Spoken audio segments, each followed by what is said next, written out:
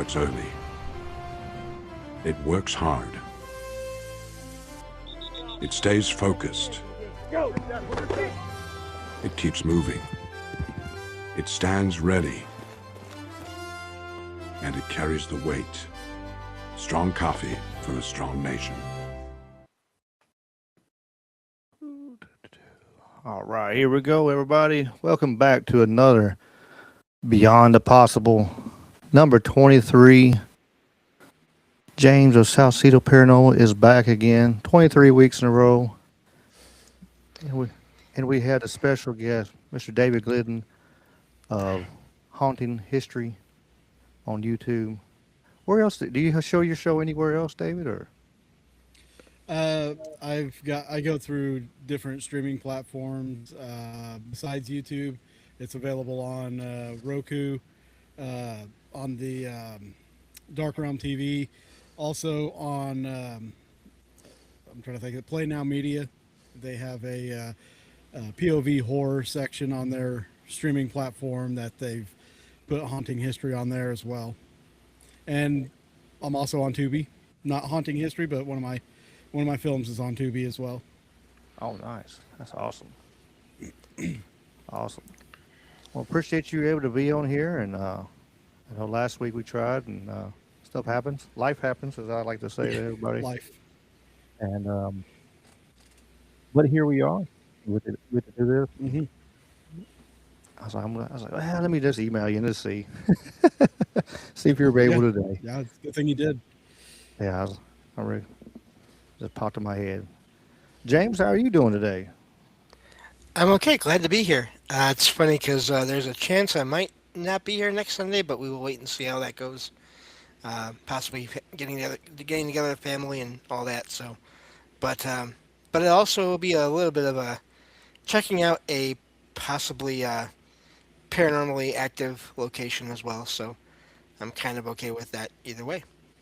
Nice, nice. So that means you just have stories to tell when you come back. Yeah, possibly.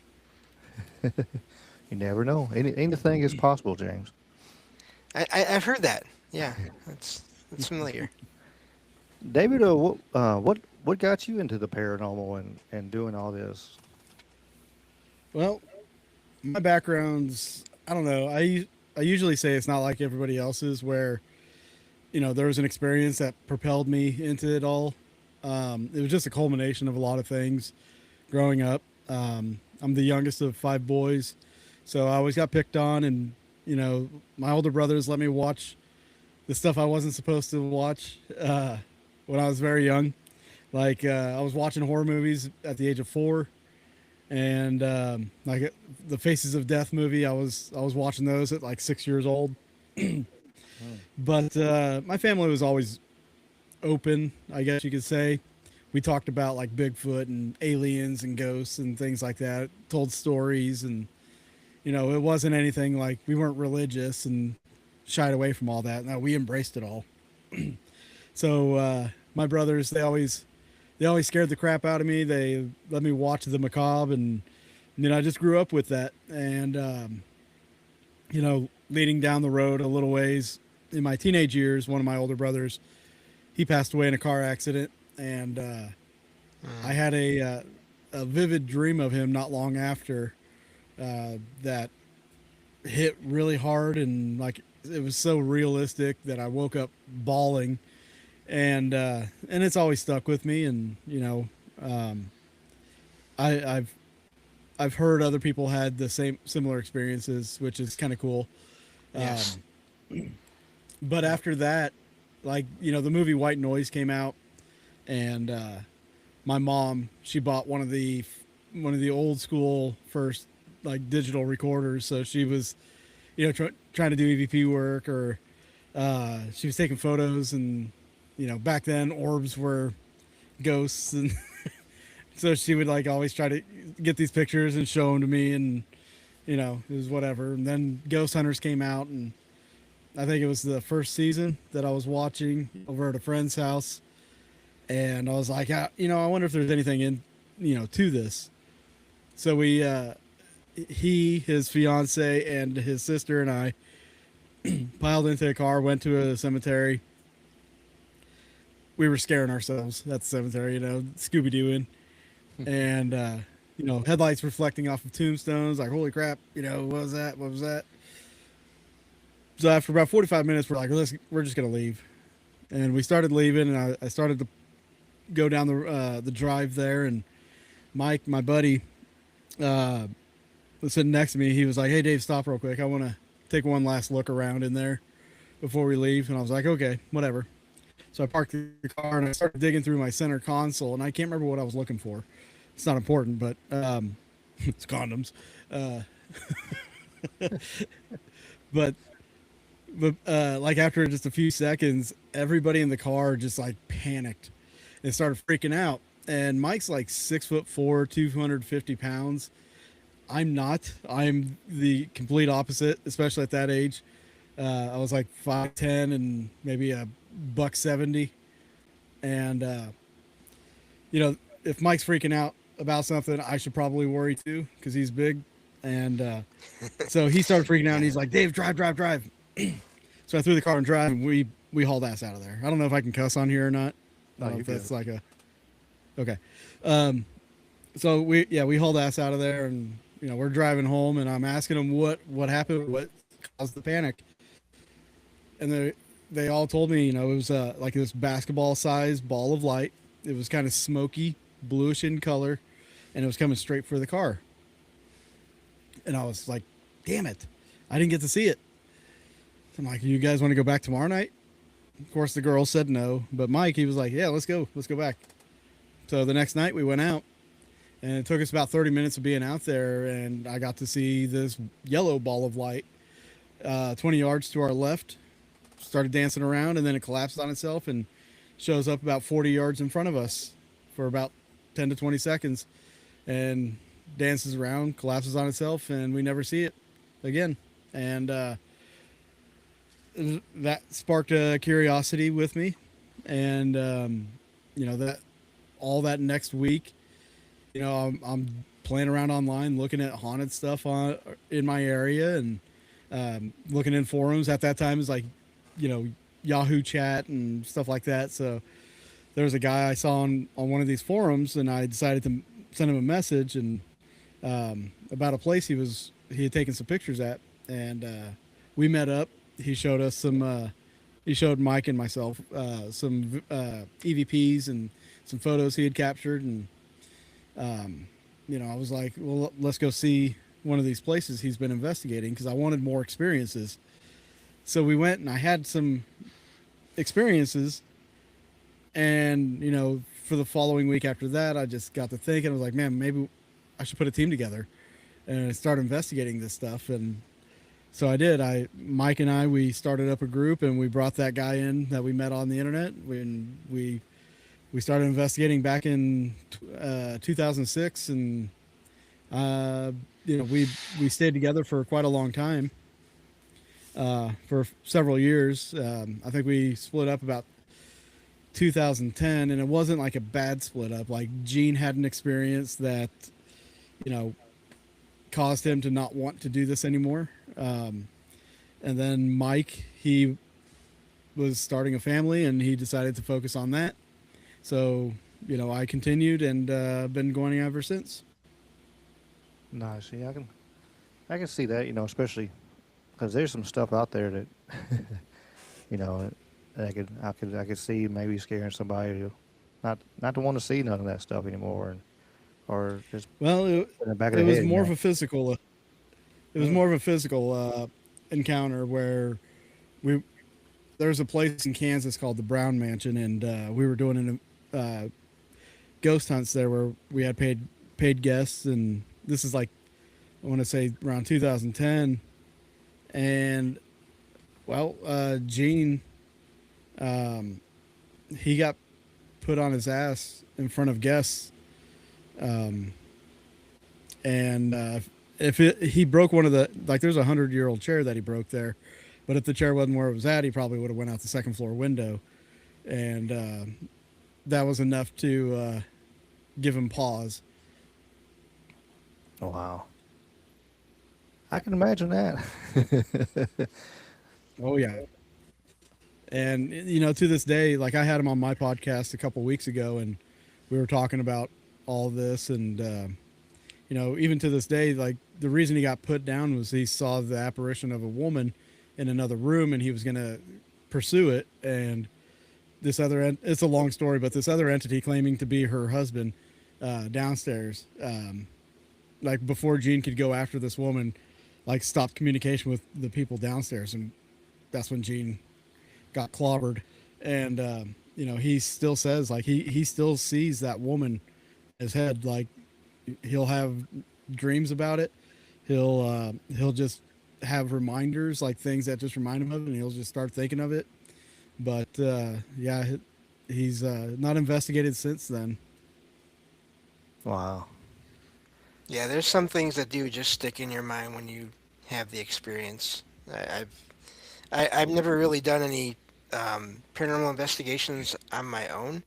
I was born Mm-hmm. legally blind, so I don't drive. Um, but I had some You showed experiences. it's a lot of fun. I want to someday. I want to get a discussion group started in my hometown where I live right now, and then hopefully from there, if enough Well, people become those friends, then automated cars that do all the driving now this is are true. starting to become a thing. So here soon. Yeah, but yeah, I've had several experiences.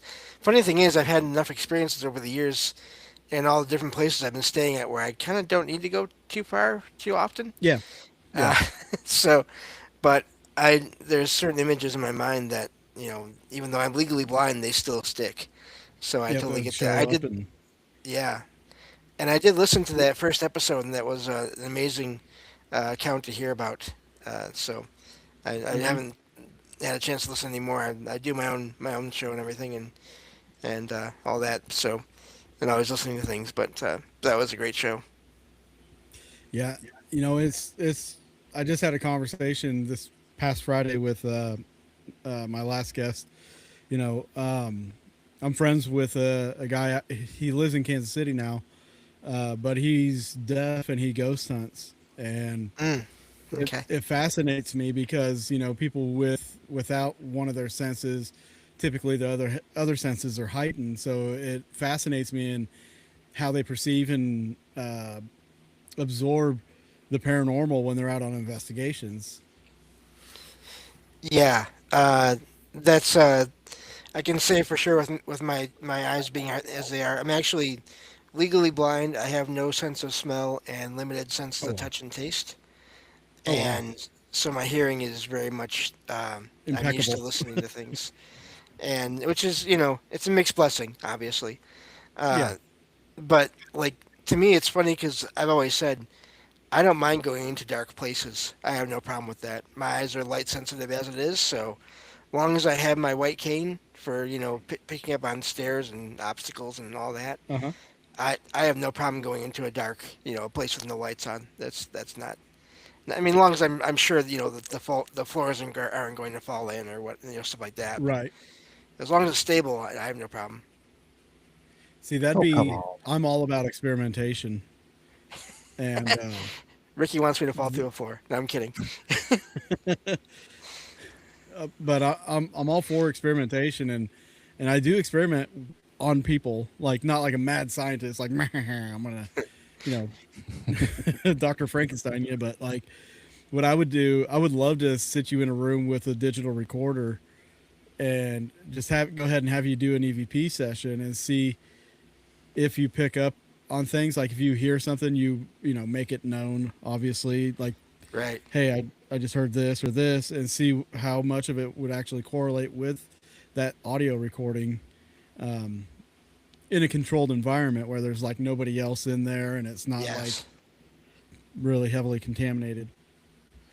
Yeah, and the nice thing about with my situation is like when I hear sounds in and around my apartment, usually I can trace them to, oh, that's outside, or oh, that's the pipes in that Yeah. wall, things like that. But then there's other things that happen, uh, other sounds, or there's no sound when there should be a sound, and that happens when like a closet door opens. I have this one closet door that likes to open on its own Uh huh. sometimes, and it's a sliding metal folding in on itself closet door. So it's going to usually make noise, when you Yeah, even if you just push it slowly or whatever. And sometimes I'll just find it open. that's Um, crazy. but there was a little while back, I don't know, a few weeks or so, one night, late night. I'm up usually until 2 or 3 or sometimes 4 in the morning, and this one late night around 2 o'clock or so, maybe yeah, around there. I started hearing this. It sounded almost like a flute, like a Native American Indian flute playing, just 2 or 3 notes back and forth, and it kept on moving. I'd hear it for a few seconds in one direction, go towards it, it would stop and fade away, and then Hmm. start back up again in another part of the apartment. And this is not a very big apartment, so I can get from anywhere to anywhere in a minute or two. Yeah, And it happened like 3 different times, and then it was just done, gone. that's interesting. That's very peculiar. So yeah, I would love to. If you ever get out to into Michigan, in this part of the country here, let me know, and I'd be Yeah, happy to arrange something, do some kind of investigation yeah, with you somewhere. for sure. Yeah, that'd be cool. It'd be interesting to see what what you did find out with with his hearing and what the recorder catches and everything. Those are recorder catches all kinds of stuff that you never hear. I know I've recorded. I've pre-recorded something on my at my old house, and I picked up a voice just saying hi to me before, and it was like it kind of freaked me out. I won't lie, but because I'm sitting there Well, listening it's to it editing. interesting. It's interesting. Like we celebrate, people who have extra sensory perception, or that are psychics or mediums, or that have all these extra abilities, but we don't ever focus on people that have a disability, or are have lost one of their senses, to see how much they can perceive, because I honestly think that they would be more well in tuned than anybody else.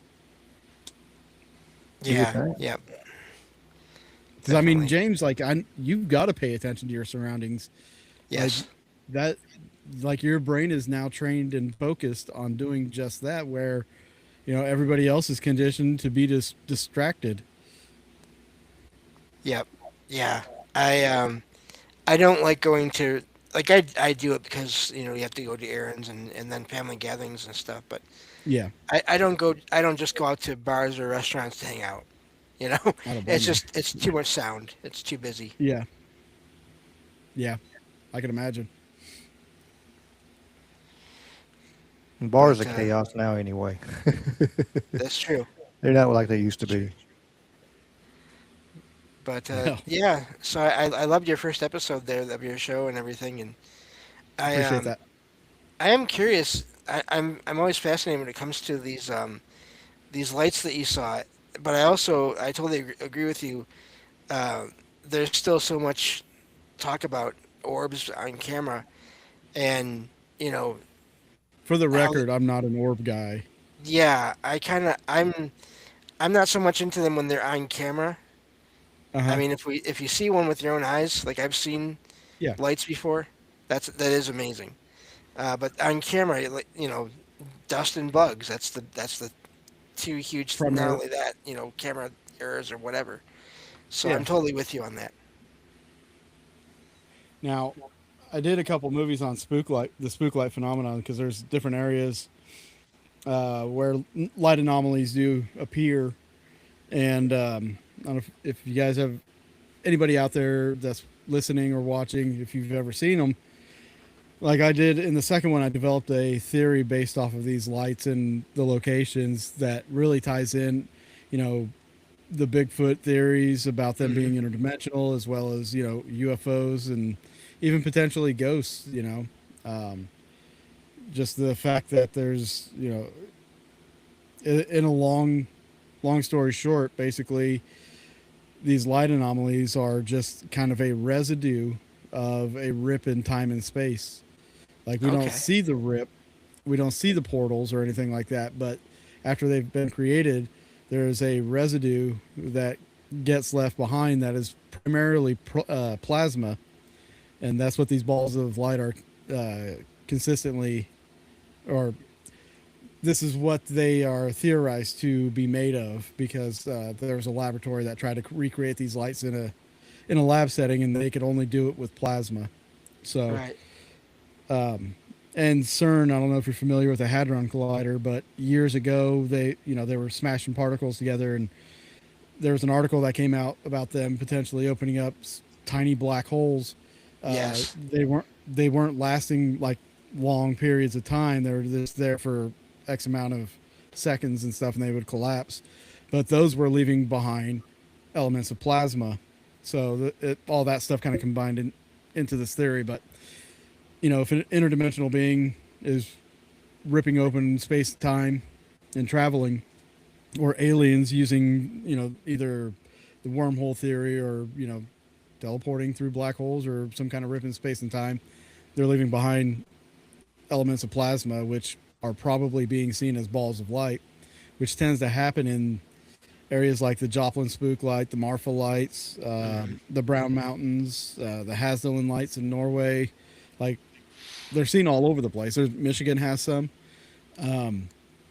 But Yeah. those are also areas with a high density of either UFO sightings or Sasquatch sightings. It And is hauntings. amazing. I'm sorry, yeah. No, it is amazing how lights are seen everywhere. I always joke that, they're everywhere. They're seen in houses, they're seen outside of buildings, they're seen out in nature, they're seen up in the sky. Uh-huh. Uh, some, according to what you hear, some astronauts have seen them out in space.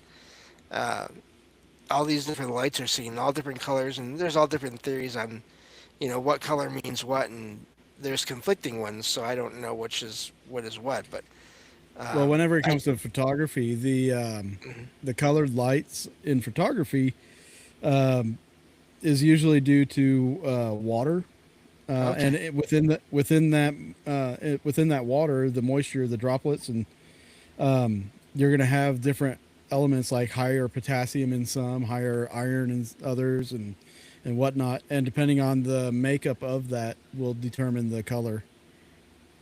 Wow. Okay, that makes sense. Yeah, Yeah, that's pretty cool. That's very interesting. I never heard that one either. On the yeah. learn This something is new every another big day. reason why I'm not a quote unquote orb guy. Right. Yeah, like you said, there's so many variables it can be. Like I kind of agree with James because I know I've seen them, my personal self. I've seen them, Yeah. but I didn't have them. I didn't have video of it, of course. And I know the one I saw, I tried, but as soon as I grabbed my phone, it was that poof, and disappeared. And then the other I'll tell ones, you, if you get a chance, check out my film Into the Light. It's on the YouTube channel. You can watch them for free. The first film's Into the Light, an exploration of the spook light phenomena. In that one, we actually captured the Brown Mountain lights, not only through photos, but also through video and thermal imaging. And then once you finish with that one, go into the second one. It's going to take you on a ride that you wouldn't expect. Nice. That nice. sounds amazing. I always enjoy. And usually late at night, I'll sit there and watch random stuff to add more Hmm. information in my head and stuff. But yeah, I'll sure check it out because, like I said, I was at in Memphis. I messed around and got on the backside of the National Cemetery, and my car cut off, and I looked in there. I seen hundreds of orbs flying across that cemetery. There wasn't no lights out there or anything. It was the freakiest thing I ever seen in my life. Huh. Well, top three guaranteed. I mean, I'll just tell them, please, asking my car, please crank up, get me out of here, please get out of here. And finally, it cranked up, and I spun that thing around and got out of there. Um, but Isn't it it was, funny how like the most bizarre things can happen, and you can experience it, but then when you try to tell other people about it, it's like it seems like one of the most incredible things to be even telling people about. Like that many lights. I can see you having that experience, but how the rarity of that experience has got to be like that's up there. Oh, it's got to be. I mean, it was one of them. Yeah. I had some other witnesses there. I was, seen it too. It was just one of them Oh, things. Is cool. just Even freaking. better. Yeah. So it was just absolutely freaked me out, and for most of life, I didn't say tell nobody for years. I didn't say nothing to nobody, and until the last few years, I started doing, go on live streams and like Trouble Minds and like James's Hmm. show and stuff like that, and actually like start talking about some of these things. And I'm like, the more I talked about it, I'm like, damn, I've seen a lot of stuff over my years. What I mean, once I started putting it down on paper, realizing like I've seen a lot of amazing stuff over the years. Maybe I do need to tell some of this stuff. Maybe it helps somebody or something. Yeah. Yeah. But yeah, Shared experiences is data. More data that gets Yep. out there and collected, the more we can figure some of this stuff out. Yes. Yeah, I totally agree. That's part of why I do my own show is since I can't easily go out to all kinds of places. I do a lot of looking around online Uh-huh. for people's experiences on forums. A lot on actually on Reddit, which is funny because depending on where you go, it can be good or it can be bad. But um, I've found so many posts and so many of them. You see patterns in what people are experiencing over and over and over again. And then you find one that's just it's so random. Doesn't fit any patterns right away. Yeah. And then it's like, oh, that's amazing. And then you keep on going for a while, and you're finding other accounts of experiences. Then you find a similar experience to that first one, and so then you start finding a new pattern possibly, and Yeah. that's part of what I love about doing how I do them. I'm still waiting on somebody to come to me with an experience that relates to one of my most bizarre ones. Like there was an experience myself and Mike had a long time ago at this place called the Kendrick House, and we were sitting on the floor at the foot of the bed. It was just Mike and myself in this house, and for whatever reason, like the floor bubbled up underneath us enough to like tilt us, and it like Wow. bubbled up and went down, and we just looked at each other after that happened. We're like, no freaking way did that just happen. And we thought there was like a water pipe was about to bust or had busted Right. or something happened in the flooring. So we went downstairs looked at the ceiling. Nothing was wet. Nothing had happened. But like, it was the most bizarre thing I've ever experienced, and I've never experienced it again. And I'm just waiting for somebody to have that similar experience, and I haven't met anybody with it, or they're just too embarrassed to talk about it. Well, there's a because you lot of would that. think. Sorry. Go ahead, Ricky. It's all right, James. Yeah, there is a lot of that. We James talk about it a lot of times. There's a lot of people looking at some of this stuff and kind of, well, somebody's gonna think I'm weird, or somebody's gonna think I'm crazy, or um, I even had my mom come on the show a few weeks back, and one of the things she said, she's like, well, I don't want nobody to think I'm crazy or say I'm crazy. I'm like, look, Mom, you're good. I Right. promise you, the chat's not gonna say nothing out of the Yeah. way.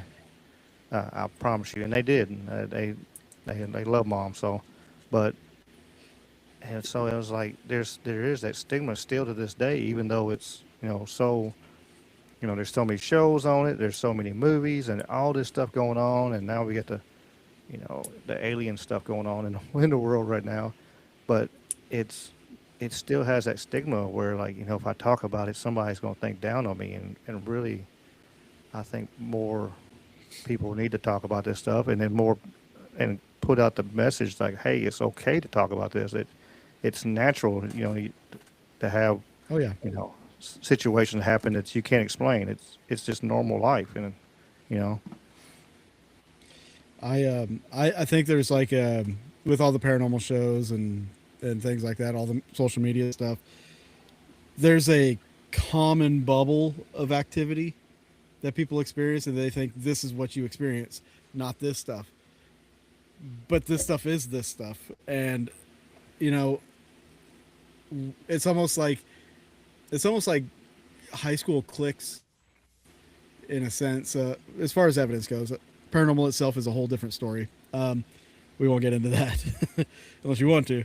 Um, but like with evidence, like there's a clickiness to it. Like some people are photo people, some people are, you know, audio people, some people, some people talk about their experiences no matter what. And then there's, you know, like debunking channels now that you could have an experience, but all because somebody's a skeptic and they watch a video of yours and they weren't there to perceive it or experience it, then they'll just shit on it.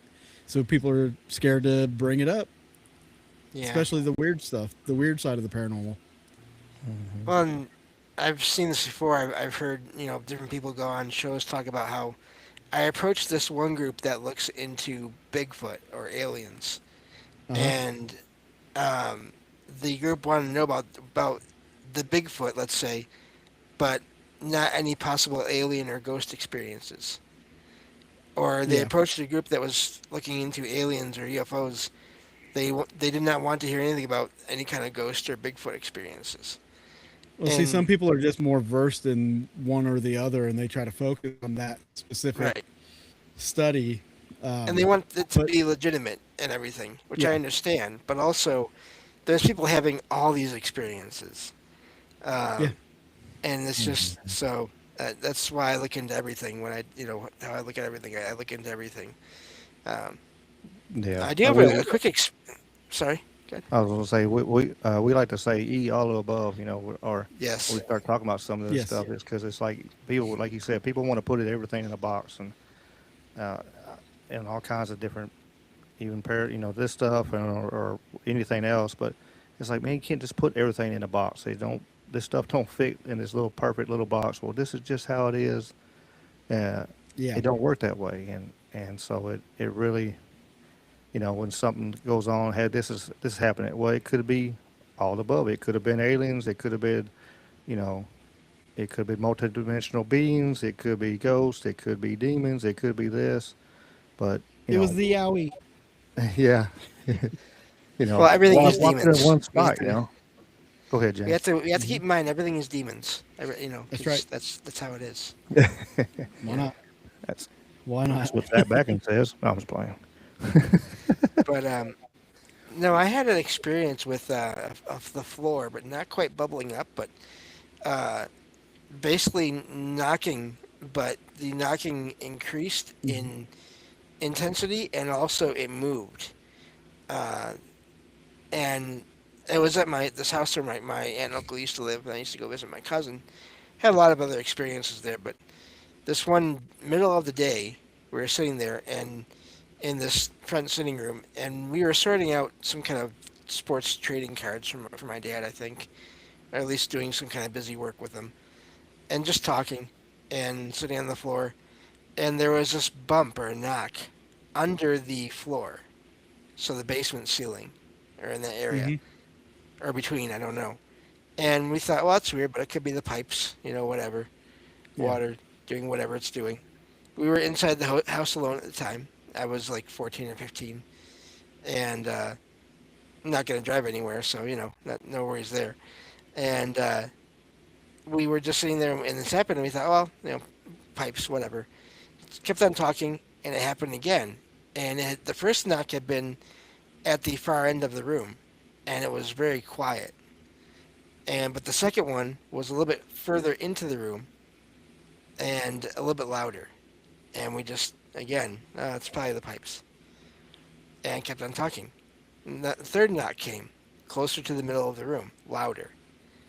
And we didn't know what to do. We couldn't go anywhere really.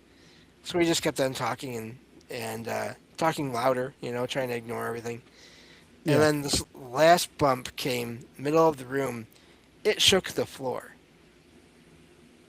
And we got up and went and sat outside on the porch until my uncle got home, like an hour or two later. Right. Because, you know, there's no Demons. way. Yeah, yeah, Demons. demons. Because There's demons. there's no way. I mean, and I could go, I could do a whole. I have done whole shows on all my experiences just in that house. So, Yeah. but yeah, when things happen with the floor, but the bubbling part with your experience, is fascinating because you would think that would leave some kind of physical Yeah, damage to the you floor. think the floor would crack or something. Like it Yeah, didn't even make noise. There was no noise. that's fascinating. We just both leaned and came back down. We're like, what the fuck? Yeah, it was pretty interesting. And over at Malvern Manor in Iowa, the first time I was there, uh, Josh was giving us the tour, and it seemed like the whole building shook.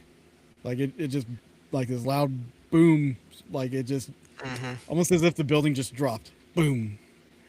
Like And I've heard of that in places, it which is it not happens always, there but every now and then.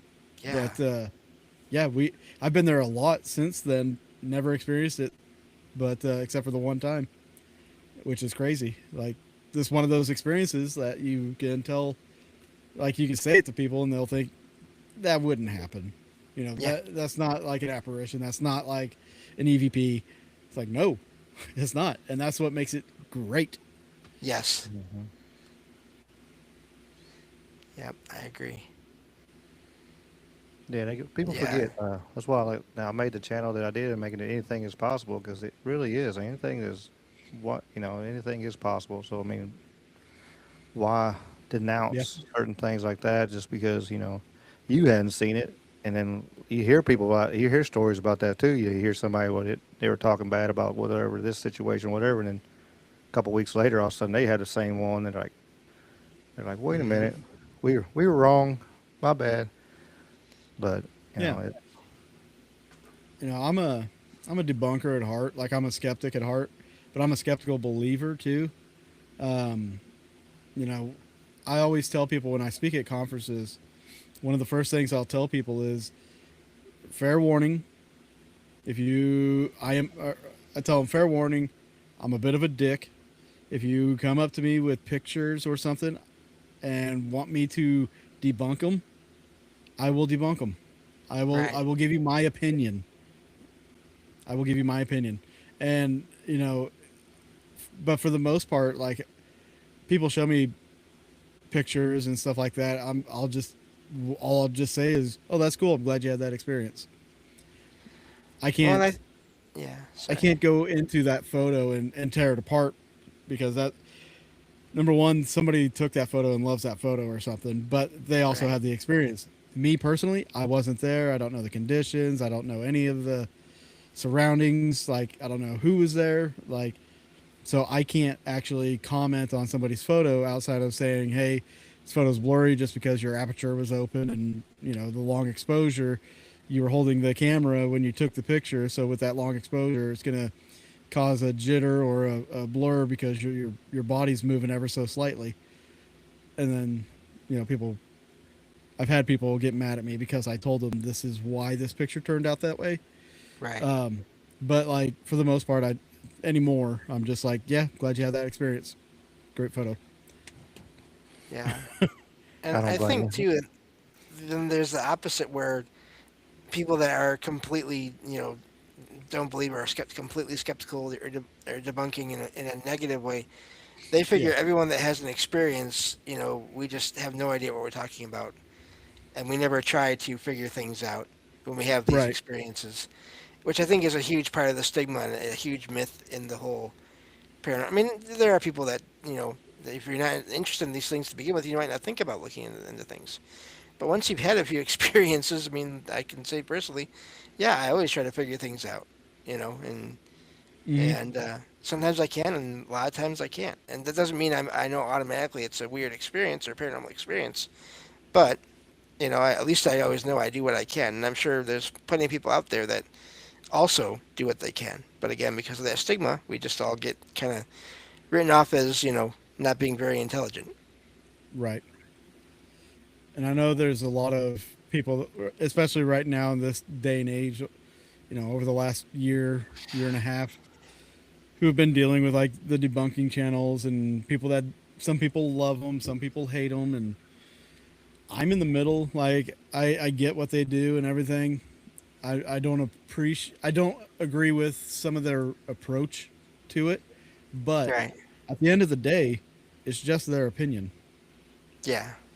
there's no reason for people to get mad at them for voicing their opinion. It'd be the same for people getting mad at a paranormal investigator for voicing their opinion about their evidence. Like it's a two-sided coin. Yeah, definitely. Absolutely, yeah.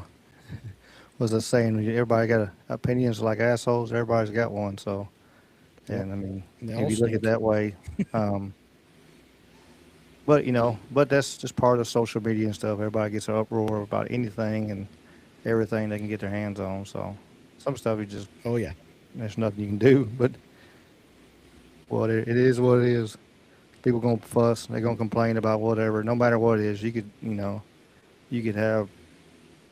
I mean, you could have Jesus come down and step right in front of you, and you can have video of it and everything. And all of a sudden, they're like, "Well, that's fake." There's gonna be people that don't believe it. That's a There's not hologram. gonna be no believe it, no matter what.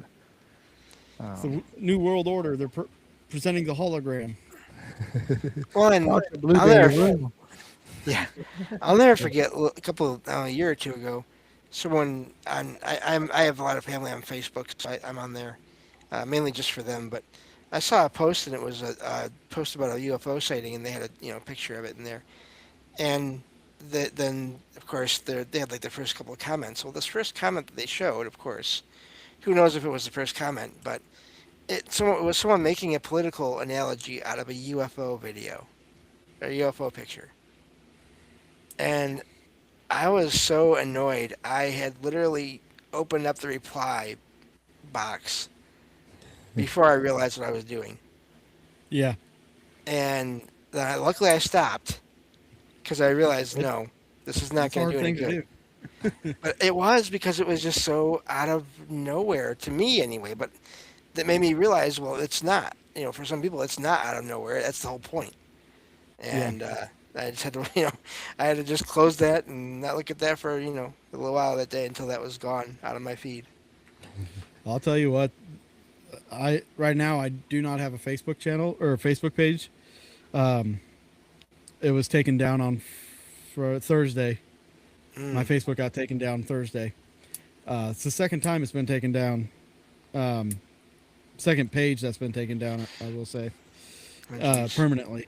Um, but right now, this after this time, like I'm not even worried about it. Like I got tired Yeah. of everybody on social media just making everything political. Like, oh look, this Yes. blade of grass is green now. It's springtime. Yeah, it's still Donald Trump's fault. Right. Like those people are just annoying, and I was I was at a place where anytime I seen something like that, I'd just get fired up and I'd write this long ass 3 paragraph response, and then I'd just delete it all. Like it'd be better if I just shut up. But Yeah. you can't fix stupid. You can't, and Just I mean saying. it is. And once you open that can and you start commenting, and then it's on, and somebody gonna say something to you, and you're gonna just keep on like back and forth, and like Yeah. we get And better social things to media do in our now, life than argue with outside of people on Facebook. absolutely, especially in the paranormal field too. Like outside of the political stuff, like the paranormal drama is it's just Hmm. ridiculous anymore. The like everybody's like posing, trying to be a content creator, and it's like, why don't you just focus on your actual investigation instead of taking all these photos and stuff? Like maybe you should post evidence. How about that? Nobody posts evidence anymore on social media. Where'd that happen? Where'd that go? Nobody's live streaming their investigations on social media anymore, except for TikTok. I mean, Yeah. it's all about look at me, Or and I even, got tired of seeing it. So yeah. Or even looking into, like people. I don't think a lot of people realize if you go online, you can find there's people posting just not necessarily photos. There's videos and photos and all that, but making posts about their experiences every day online. yeah, Look, I had this experience and I don't know what it was, and it's happening all the time. But you don't hear about that. Most people don't. That's not that doesn't get the big views or the big downloads for the most part. well, for the most part, it's in those are in. like Facebook group pages, and posting in those is like playing Russian roulette. Like Right. somebody's gonna shoot you down, Yeah. Mhm. and then it's gonna cause like this whole big drama thing, and we're just going back through the cycle again. Yeah, Yeah. and I agree with you. Like, there's some in all fields of everything. I know, like I'm in the fight world and stuff, with MMA fights and all that kind of stuff too. And you got people and they do the same with the paranormal. And there's some people just want to, have that stigma. Hey, I'm a paranormal investigator, and like I said, all they do is show pictures of themselves and or group pictures, and that's all you ever see. And Yeah, like, Yeah. okay, where's the investigator part? Maybe hey, you like Ghostbusters, maybe hey, you like the movies or something. But where's the real, like you said, where's the evidence? Where's the footage? And like there's a lot of cosplay on every genre there is, and there is a lot of cosplay in the paranormal for sure. absolutely, absolutely. My last show was with my friend Charles Fort. We were basically just talking about like what's wrong with the paranormal field now, what happened to it, and outside of we talked about debunkers, seeing a lot of the events going down, like going away, like the Paracons are shutting down. Um, the rise of ticket prices, the cost of investigating. Yeah. A lot of this stuff is there's a lot happening, but it's not meshing. And so the paranormal field, I feel like, is in flux right now. And like it all alludes to like the whole popularity contest and the like with these events, they're always trying to get the same people, and I think there's a burnout on that. And these same people, they tell the same stories or do the same presentation, and nobody's getting any value out of it. Like, what value as an investigator does having, let's say, oh, I don't know. I'm going to throw Brian Murray under the bus here. Brian, if you're watching, I'm not picking on you. He's a friend of mine. Um, his his presentation, this isn't what it is, okay? I'm just saying. But if he were to go up there and he just talked about what his experience was like on a TV show as an investigator watching and listening, where does that benefit me in my investigation? It doesn't. Right. And the people that have value and have something to offer in these presentations and being able to speak to a large group, they don't get booked for these things because it's a popularity contest. It's whoever's hot right now, let's book them so we can get more people to our events and make more money. That's what it is. Yeah. Sad but I true. went to. Yeah. Go ahead, Go ahead, James. Ricky. Sorry. Oh, No, no. I was just gonna say I went to one a few years ago in Michigan. I won't say which one because it's not really the point. But Yeah. um, my gosh, just saving up the money to try to get there. I mean, I had friends helping me, making donations and all that, and I went there, and you know, some events I've heard are set up very well to get people to socialize and get Yeah. together and do. But then there's others where they're just plain not. If you go there on your own, you're on your own the whole time. Like Yeah. there's nothing else, and you can go to the presentations and sometimes they're okay, sometimes they're not, and it just.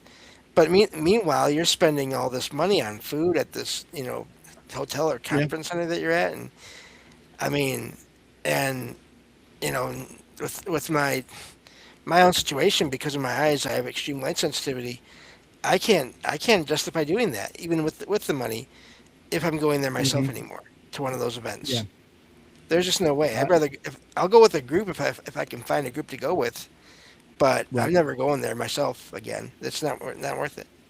Yeah, I As don't far as blame you. Paracons, the Kansas City Paracon was probably the best one I've ever gone to and participated in because Jason Kupsik, who ran them, like hit number one, his ticket prices were like $15, Oh my $10 gosh, to get in, that's amazing. and you would meet some people that have been on TV. There's some speakers there that would actually provide some value, and for a lot of us investigators here in the Midwest, that was like a chance for us to get together again and see each other and mingle. And you know, like not last year, was it last year? The last Paracon he did, like this year, he just canceled a Yeah. couple months ago. But you know, the last one he did, I was a speaker there, and I had a table, but I didn't stay at my table. I mingle. I'm a social butterfly. I have to mingle. I have to talk to people. So if I don't know you, and you come up to me and you say something to me, I'll talk to you. I don't care. I'm not gonna bite your head off, and I'm pretty sure I'm not gonna get raped. So Yeah. not with this The, face. there's they had like at this one I went to, they had add-on special events you could pay extra to go to, but that was Yeah. extra. And I mean, the Well, the investigations afterwards, that like those are yeah, usually, yeah, those are usually separate from the actual convention, and a lot of times those are also fundraising events for the locations. right, A lot which of is times. good. That's Yeah. good that they have those anyway. But yeah, so I decided I'm not doing one of those again, anywhere until Yeah. I'm with a group of some kind. Yeah, If other that. cons are expensive too. Like you said, I mean, I was, I was at a grappling tournament, and on one side of this building is a huge, like they do all kinds of events there. So one side of the building they actually had a grappling tournament, and I think a volleyball tournament at the same time. Then on the other side they actually had a con going on, and I was actually walked through the whole con, was looking around, and then I came back. I said, "Yeah, you just walk over there." And then they had people standing there like, "No, it's not. You got to pay $150." I'm like, $150 to walk around that? Like, there's Hmm. no way I'm paying $150, and then each one I got to spend money for each little booth. I'm like, I'm good. Yeah. I didn't see And nothing when I again, walked through there. this all plays into like the popularity contest.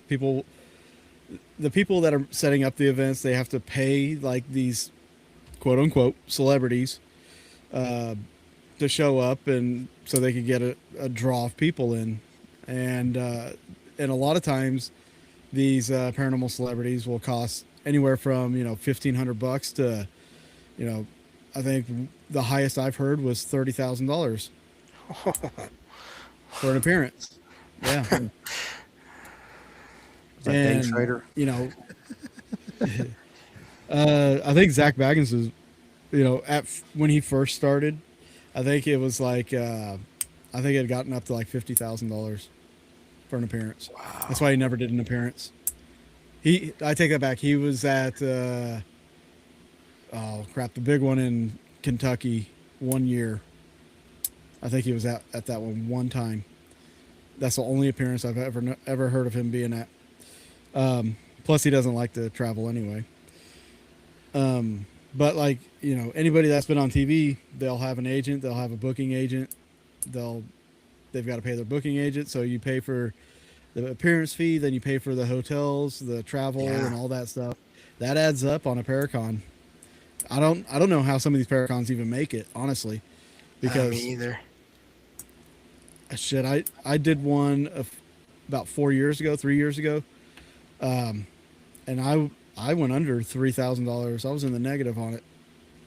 I bit the bullet, and I didn't have like I didn't I had some people, some of my friends that were on TV. They did it for free, but I tried to bring in a mixture of people, and like even outside of some of those free appearances, I still had to get Airbnbs. I still had to pay for the location, the venue, and everything like that. So it eats up a lot of money, and if your vendor fees don't cover some of that, then you're losing a lot of money if nobody shows up. So No, imagine. And then vendor fee, that's the explanation the for the high venue is prices. expensive. Like, I know Oh even God, they, venues they around here can be. Yes. at $3,000 to $5,000 a night or something like that Yeah. for a lot of venues, and Yep. um, yeah, you gotta make sure. And then, like I said, plus all your advertisements where you're reading, putting stuff flyers out and reaching out on news or radio, whatever you're doing. Mhm. It does add up fast. if anybody's thinking about setting up an event, you know, a free way to get some advertisement is to contact your uh,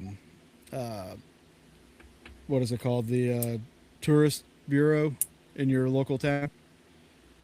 Whoever handles the tourism, the board of tourism or whatever it is, they'll actually post stuff about your events online on social media, and sometimes they'll help pay for things like venues or, you know, some advertisement signs or whatever, you know, if they have that in their budget. So, little advice there. Nice. Every little bit helps for sure. Yeah, Yeah. definitely. This field's not for the faint-hearted. Nah, That's for imagine. sure. So I am curious about your the whole thermal imaging aspect of all this. Uh It's huh. always fascinating to me, the thermal cameras, uh, and how they pick up things sometimes. And I mean, I know there's sometimes there's false positives, there's reflections off of surfaces and places, but Right. um, it's always been a fascinating thing to me. Uh, that the environment, the way the environment can change and maybe be a factor in it's either being affected by presences or creating the illusion of it. I'm just curious about your thoughts on all that as far as temperatures and thermal imagers, but also just cold or warm spots in places when they happen. Well, when a thermal imaging unit detects the temperature, the uh, the sensor is picking up on something that's creating enough mass to hold temperature or to give off any kind of temperature or any kind of reading. So, like your breath won't get seen on a thermal imager unless it's like extremely cold and Right. you know, there's an extreme there. But like for the most part, there's not enough uh, density to your breath or just random air. Um, the times I've actually gotten a thermal hit, like I said in the spook light video in the movie, um, whatever light we were catching on there, it wasn't just a light; it was something that had mass. There was enough density in there to give back a reading of, I guess, heat. Hmm. I guess it was hotter than everything else. Um, so yeah, like there's got to be enough mass to it, enough density for it to even reflect any of the heat back or give off any kind of temperature. So, you know, a lot of these, you know, you see like things move, reflections, you know, the mirror catching the reflections and stuff like that.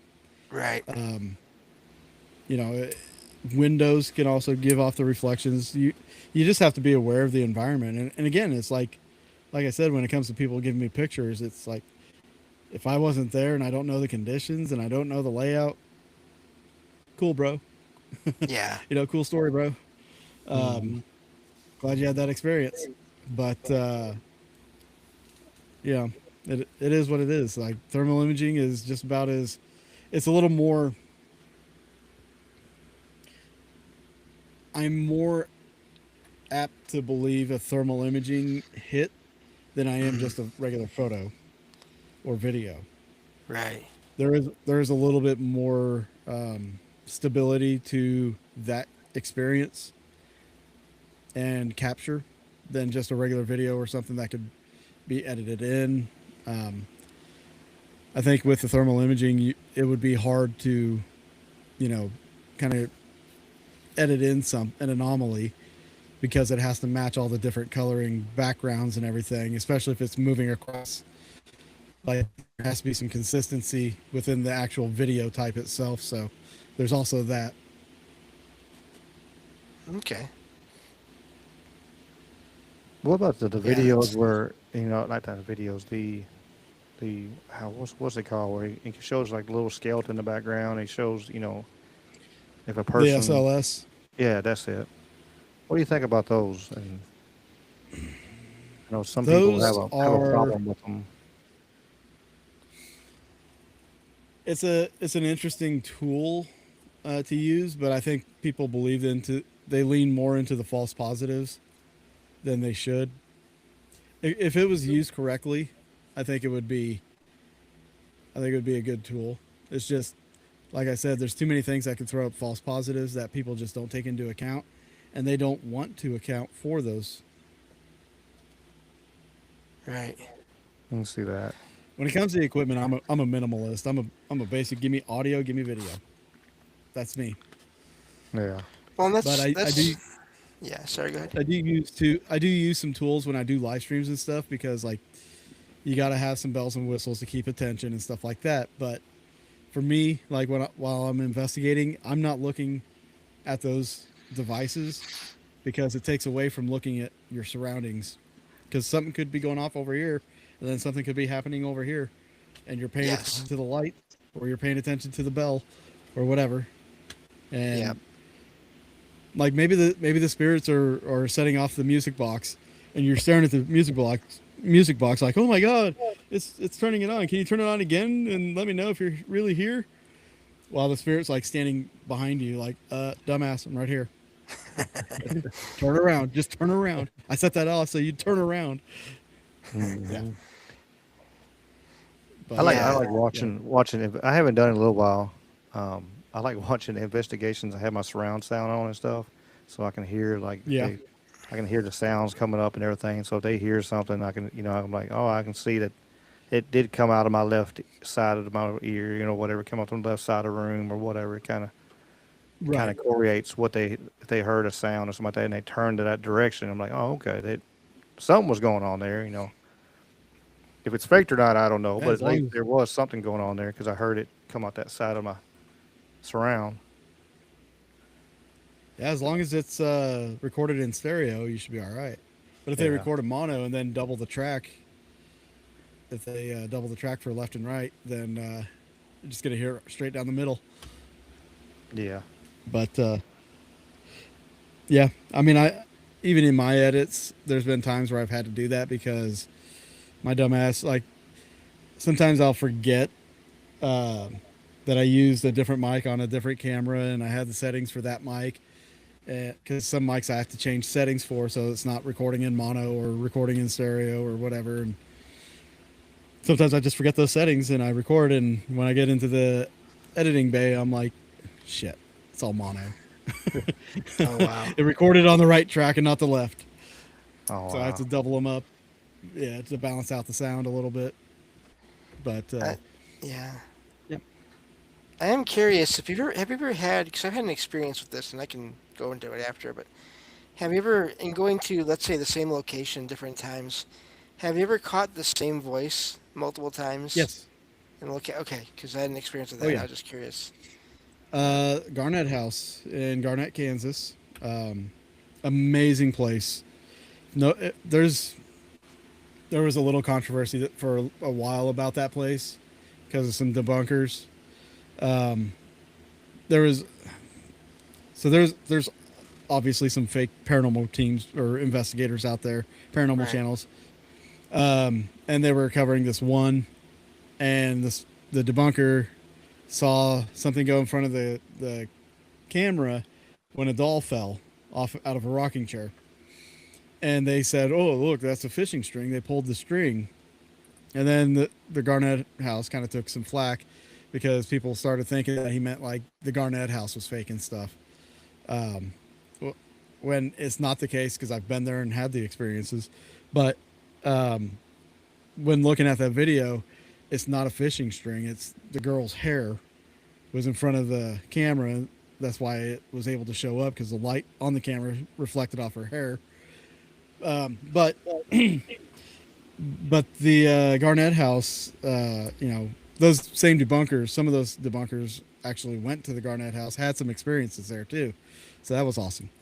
But the Garnett House, there's a man there who I like to piss him off. I'm not usually the agitator type, but this one's it's just funny to me. So like one of the first investigations there, it was actually my very first investigation there. I was setting up for an experiment, and on my digital recorder, I captured this whistling, and it was weird because it sounded like it was in a tunnel. It was echoey, and there was no editing to the audio. That's raw audio coming out like that.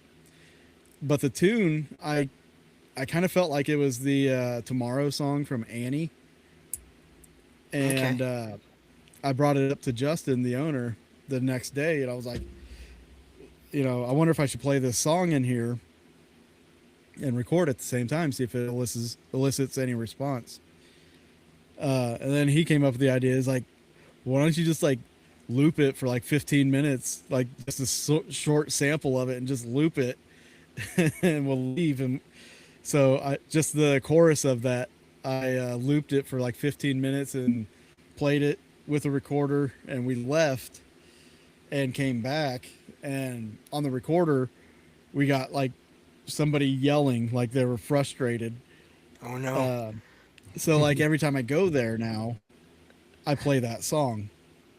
And there have been times on the recorder where I'm talking to this whatever spirits or whatever, like I'll say, "Hey, I'm gonna play this song for you now. Is there anything you want to tell me before I do this?" And there'll be a voice on there. There's one particular time a guy comes on there and goes, "I hate you." Wow. So I That's and then fascinating. I played that song, and then after the song was over, I got the same response again saying that he hated me. And but activity seems to pick up after I play the song now. Like it's weird. If the investigation's going nowhere, play the song, things spike up. Um, but that place I investigated quite a lot, and it seemed like I developed a relationship with the location and potentially one of the entities, and it got to a point to where I could ask it to do things on command, and it would do things on command. Not everything, like mostly audible stuff. Like let, if I ask it to let me hear its voice, you'd usually hear like a voice or something. Um, but I've got video proof of some of this stuff. It's on my YouTube channel. Some of the different Garnett House investigations, but yeah, it's crazy. It's a crazy house, and I love it. That's Sounds like it. fascinating. Yeah. So I had a situation where I heard the same voice with my ears one time, over the phone a second time, and then on a recording on a smartphone a decade later a third time. Oh wow. Uh, so I went to this training center uh, for people with low vision or no vision to basically just learn how to live independently Uh huh. when I was in high school. And one of the rooms I stayed in was set up like an apartment.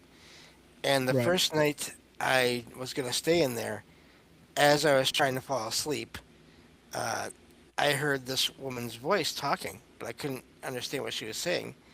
And of course, I woke up the rest of the way and it stopped. And this happened a couple Hmm. times. And I thought, that's weird. Oh well. I'd already had other experiences, other places, many years before this at this point.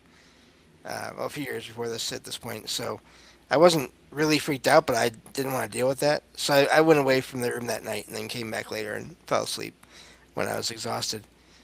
A few days later, I was talking with a friend that had gone home on the phone, and this is Uh huh. over a landline. And I heard this voice, a woman's voice, saying something. It was like she was reporting to a coworker or something, saying, "I'm coming down the hallway now."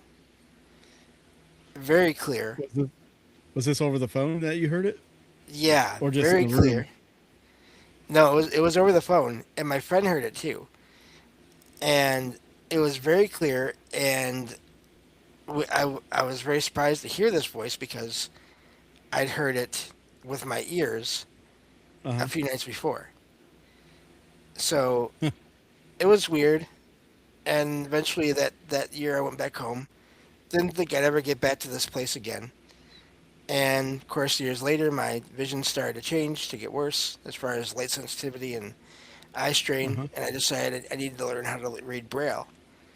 And so I reached out to my state because it's a government facility, and Uh-huh. they invited me to go back there. Of course, they said, "Oh, yeah, we'll have to wait for a little while because the place has been being remodeled." So I thought, "Oh, okay, Hmm. that's interesting." And eventually went there again, and that place was still just as active then as it was 10 years earlier. I had Nice. a friend. There's this one night, a bunch of us friends were hanging out in the TV conference room area, and this friend went to bed. Most of them, they all went to bed actually. And but a while later, he came back, and this is leaving out all kinds of other activity going on in the place that whole evening. But Right. he came back and he was all freaked out because he had gone back to his room and was hearing bumps and bangs in his room and decided to try to record them and or to try to just see what else he could pick up on his phone recorder and do an actual EVP session because we've been watching TV shows at that point. And he asked if there was anyone there.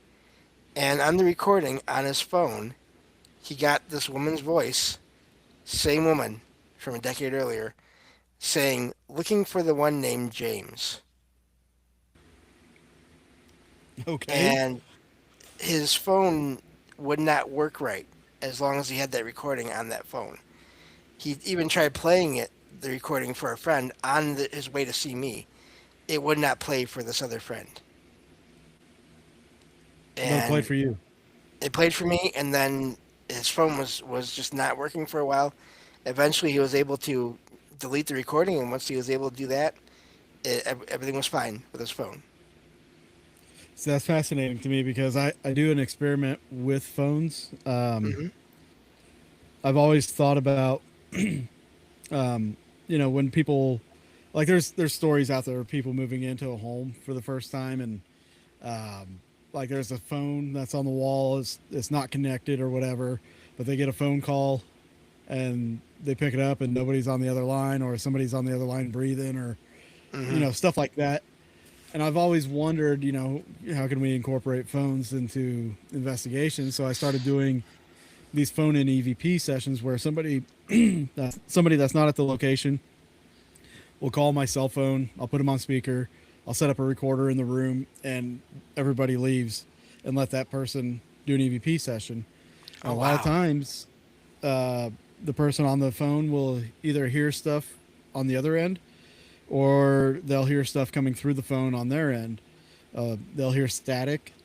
Um, they'll There's been times where people have heard stuff in the room that the phone's in. Um, the recorders have picked up voices, voices that seemingly come over the phone. It's interesting. 60% of the time, it works every time. Um, Right. but but we started doing this like years and years ago, and I got tickled to death when Ghost Adventures tried it, and they had some success with it too. So I was like, oh, cool. Um, but I've always thought it would be a great idea to get a rotary phone or something and take it with me to locations and hook up some kind of speaker system to it. So like a mic and speaker, just so you can take it off the hook and set it off and see if anything communicates through the phone. Yeah. Because I mean, it's all familiarity for some of these spirits, if they're people, if they're dead Right. people, you know. But that you just kind of sparked that in my head again. Like I thought that was your experience with that's pretty awesome.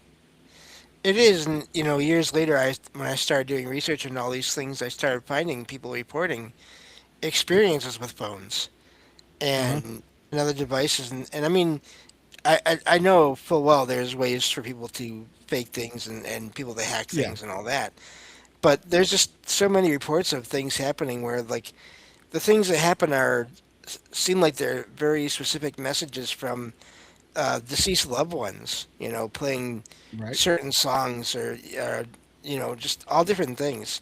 And then there's just random stuff that happens where they'll see images on their devices or even in the reflections of a device that's turned off, like on a black screen. And Mm-hmm. so the I'm really curious how paranormal activity going forward is going to interact more and more with the devices that are also around us more and more. Well, I think the first thing that needs to happen, especially within the paranormal field, with all the equipment building, we got to stop rehashing the EMF detectors and REM pods. We got to Right. stop that. We're going nowhere doing that. We're a cat chasing its own tail. Right. I think if the field needs to move forward or is going to move forward, it's going to be with audio. I think I've been in talks with some builders about some potentially new devices that revolve around audio investigating. So I think that's where it's got to go. I think if anybody's going to make anything that's going to be for the paranormal field, do something like a data logger, some form of something that'll record information. Right. We just got to stop depending on these devices that have bells and whistles, and that's it. Right. Yeah. But they look cool, Need some man. analysis. Yeah, they look cool, but science is analysis. You can't really do much in analyzing off of a light going off. Right. The only thing you can say is, well, it could have been this or it could have been that, and that's that. You have no tangible evidence. Now, if it correlates with a recorded, say like the EDI Plus is a device that I love that I take with me because it records like temperature, barometric pressure, humidity, and it puts it on a spreadsheet for you and a second by second account of everything. So you can correlate any kind of anomalous data with any, say if you ran a recorder at the same time you're recording on that. If an EVP happened to strike about the same time, you can correlate those two anomalies together, and that kind of strengthens this evidence. I don't think there's enough analyzation of our evidence anymore. Nobody records audio on YouTube, especially records audio and then pours through their audio to see if they captured an EVP. They just rely on their video cameras to pick up all the audio, and then they just go along through editing and see if anything came up on camera. You could Right. you could be filming on camera and recording with an audio recorder and catch something on your audio recorder and not catch it on your camera, and vice Yep. versa. I've heard of that. Yeah. Like I think it's an important thing that we're missing anymore is, in-depth analysis and furthering the field with devices that actually record any kind of data. Plain and Well, and simple. I feel like now too with EMF and with energy, there's so much energy around us at all times from just all kinds of devices, and even in places where maybe there's nothing on. How Hmm. do we know 100% sure that there's nothing in a place that is going to be doing something? And again, even saying, well, okay, everything's off, there's nothing here. Okay, we find an energy field. That's great. If it's moving around, that's still great, but that's not giving us any information, like you're saying, as to who it could be or why they're there. Yeah. That's just saying there's an energy field that's possibly there that you're picking And up is on. that natural energy or spiritual energy? And we Right. just don't know. Right. But I So think I agree. one of my favorites is like the cold spots. When people are like, Hmm. "Oh, there's a cold spot. Put your hands here. Put your hands here." Everybody's focusing on cold spots, right? What happens when you remove energy from an area? It gets cold. Right. So if the energy is no longer in that area, why are you focusing on that area? Yeah. That To me, always cracks me up. hotspots have always been a little more interesting in a way. A little bit more interesting. Yeah, I'm not saying discount like the cold Right. spots, Right. but just look around. Yes. Don't focus on the cold spot. Look around. That's the thing. Like everybody focuses on the cold spots. Like, oh, my hands are cold. Cool. Put your hands here. Whenever again, the entity could be right behind you. Be like, guys, I took that energy so I could form in front of you, and you're not even paying attention. Like, Makes you wonder what what am I doing this for? It makes you wonder sometimes, like if, the entities and stuff, or spirits, or whatever it is that's right there at that moment is like, what they are thinking like that. Like, hey, especially, the ones I seen one the other day, and they kind of debunked it a little bit. But if it wasn't, um, you know, it was a girl with a bottle of water or whatever, and kind of tipped it over, just tipped it just a little bit and stopped it, tipped it a little bit, and it kept on just asking the same. Well, just can you move it again? I'm like, I mean, Like, gotta be like, exhausted. like come on, like Yeah. this ghost, and it finally just knocked the bottle over. Like, if it was real entity, like I'm done with this. I'm done playing with you Fuck today, this. girl. Like, I'm out of here. It makes you wonder, people would complain, oh, I never get anything. Well, could it be that you were asking it to do so many things, and when it finally did it, you weren't paying attention and you didn't see it? So now it's like, well, why should I even bother? Yeah. I did this yeah, one thing. Don't ask me to do 20 other things as I'm doing this one thing. Yeah, and you well, didn't they even talk look when I fast. did it. I think a Yeah. lot of them they talk so fast. Like, all right, could you tell me your name? Could you tell me? As soon as they get there, like they pause for 3 seconds or something like that. I'm like, hell, I can't do that. Yeah. I'm alive. Hell, I can't turn around and tell you my damn name like before you start talking again. Uh, I Give me your mean, come first name on, and your social give security number. give it a moment here. Yeah. Give it a moment. Give it an It's like opportunity before you record something. nowadays, there's a lot of people out there now that are like, can you tell me your name? What's your name, demon? Attack Switch me. onto the demon right after that. Did you hear that tap? That I was a hate the ones demonic that do tap. that. I like attack me. Look at this. Look, I got a scratch. I'm like, number Oh my one, god. like if It's scabbed up. It's if been it for a really is a while. demon, like, do you really want that to go home with you, or Yeah. like are you trying to have ruined the rest of your life? Like, come on, like, Right. it's not worth it. Your them clicks and views ain't worth your the sanity of your life. I don't think. No doubt. Maybe they got a backup plan. Like, well, if I take a demon home with me, I get to uh, exploit it and film it, all the dumb stuff that's happening to me. I'm Could gonna be. film my own exorcist. That'd be the next thing. That No, absolutely could be I the next thing. honestly, I think for me, like the next, if anybody was gonna do something cool and extreme, I think this is something I want to do because like I've been seeing a lot of stuff about it. So DMT is been picking up. Oh, cattail. Um, DMT has been picking up a lot of steam lately.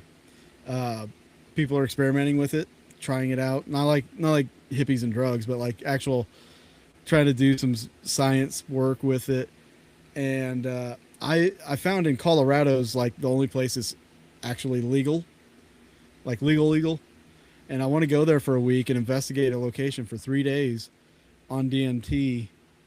And there's experiments, things I want to do because like some of the stories people have talked about is like one guy in particular was talking about seeing an interdimensional being, or he said it was like from the fifth dimension or something, and it was so real he could almost reach out and touch it.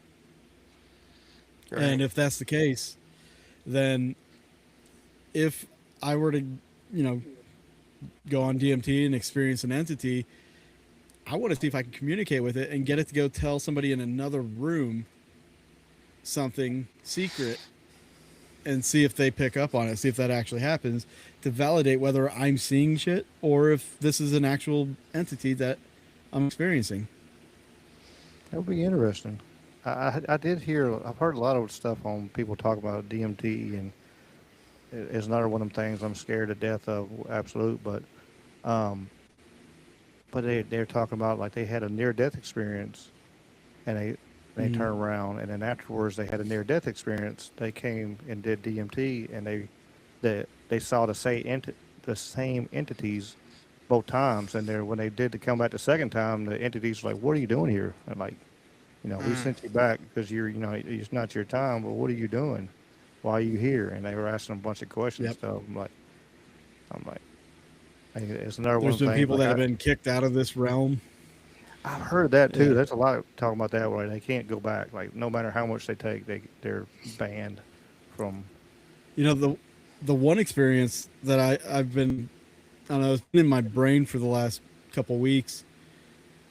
A long time ago, there was a guy that made a video while he was on DMT using the laser, and it was showing like everybody keeps saying it's ones and zeros. That's binary code.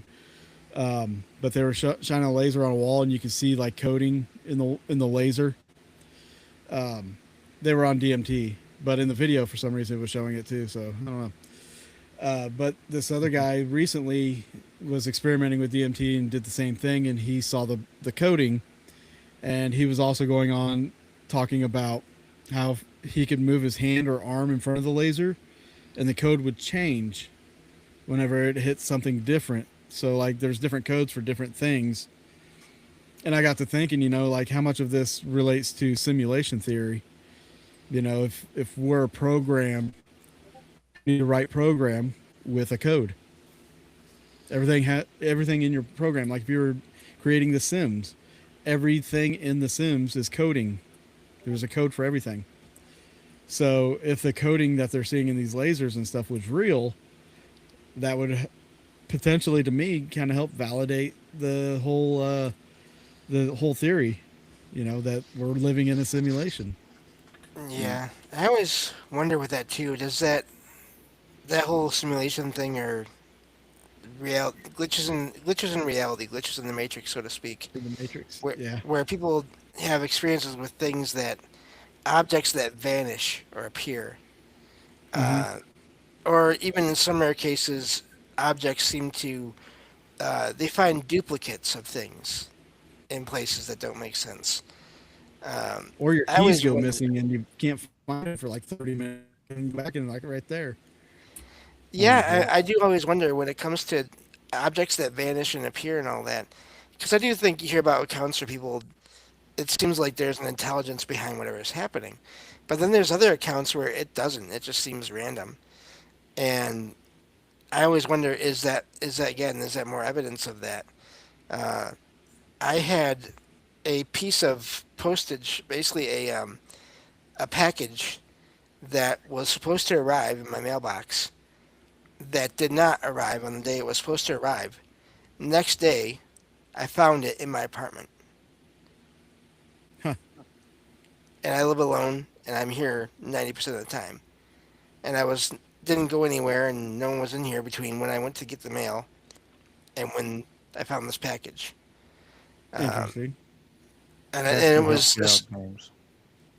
yeah, and it was associated with. So it was basically a trade of I was going to I was going to send a package back um, to a friend, and I had the package ready that I was going to send back, and it actually also vanished. Could not find it, even though I knew right where I'd set it. And Mm-hmm. then the day that it was supposed to come, it was my friend's package was supposed to arrive. The package I had ready to send them uh, came in the mail instead. That's And weird. then the next day, so I wonder about all that. You know, and I wonder is that because it's a matrix or a reality of or glitch in some kind of the way the universe works, or and I don't know how you feel about this, David, but I've had experiences with it, so I kind of think it's possible. Alternate or parallel universes are things when they vanish or appear. Is Yeah. it something to do with that? Are they being transferred somehow? That's a good question. I've always said when people see spirits, I started, years ago, I started diving into like quantum physics and its correlation to the paranormal field. Hmm. And if you look into Carl Sagan's explanation of the fourth dimension, with the notion that he's explaining, the paranormal and near death experiences, his explanation makes you realize that that's kind of how we experience ghosts. When we see an apparition, a lot of the accounts are that it's sort of translucent, or you're seeing part of a person or part of a body or something of that nature. If let's say a fourth dimensional being were to enter the three-dimensional world, we would only see the three-dimension portion of it. We wouldn't see all of it to its truest form. We wouldn't be able to see because we can't perceive the fourth dimension. Right. So like when spirits push through, kind of like if you're to stick your thumb and push through a screen, your whole thumb's not going to go through the screen, but a lot of it is, and you can see it, touch it, and all that, but it's not all there. I think that's kind of how it is when we have those experiences, is like part of it are pushing through this barrier, if you will, and we're not getting the full effect of what they truly are. Um, so like with your experiences, if I don't know, like if object displacement is a an interdimensional thing, um, or if it's not just something on the quantum level, like random, like wormholes or something opening up, and certain things go Right. missing. Like Yeah. it's a trip down a dark hole if you go exploring into quantum physics and keep it on the, like, trying to look at everything from the paranormal or a death perspective. But it's fascinating though. It's a great way to, it's a new way to think about things, and it really will open your mind to different possibilities. Yeah, absolutely. I know I was on another live um, panel a while back, and they were talking about like they had somebody else's eggs showed up their house, and their eggs went to somebody else's house. Like they all they had was like all they ever bought was like medium eggs, or and this other person had large, and they knew they had it what they had, and somehow they switched places, you know. And then of course Huh. all the all these different Mandela effects we've seen more and more every day. Like you can watch videos nonstop now of the different, you know, different just tweaks to how things used to be. You know, just even from peanut butter to from Jeff peanut butter to, you know, Fruit of the Loom, cornucopia, and I it think goes all of it that gets stuff, deep. all that Mandela effect stuff, I think is all really just a butterfly effect from our government going back in time. It could, it could, um, it could be that. My top three is some kind of butterfly effect. Um, CERN did something, and when they slammed back in 2012, they merged and messed us up, or just some That's kind a of very good paranormal, possibility too. paranormal, not paranormal, a parallel universe. Like kind of we're merging back and forth, you know.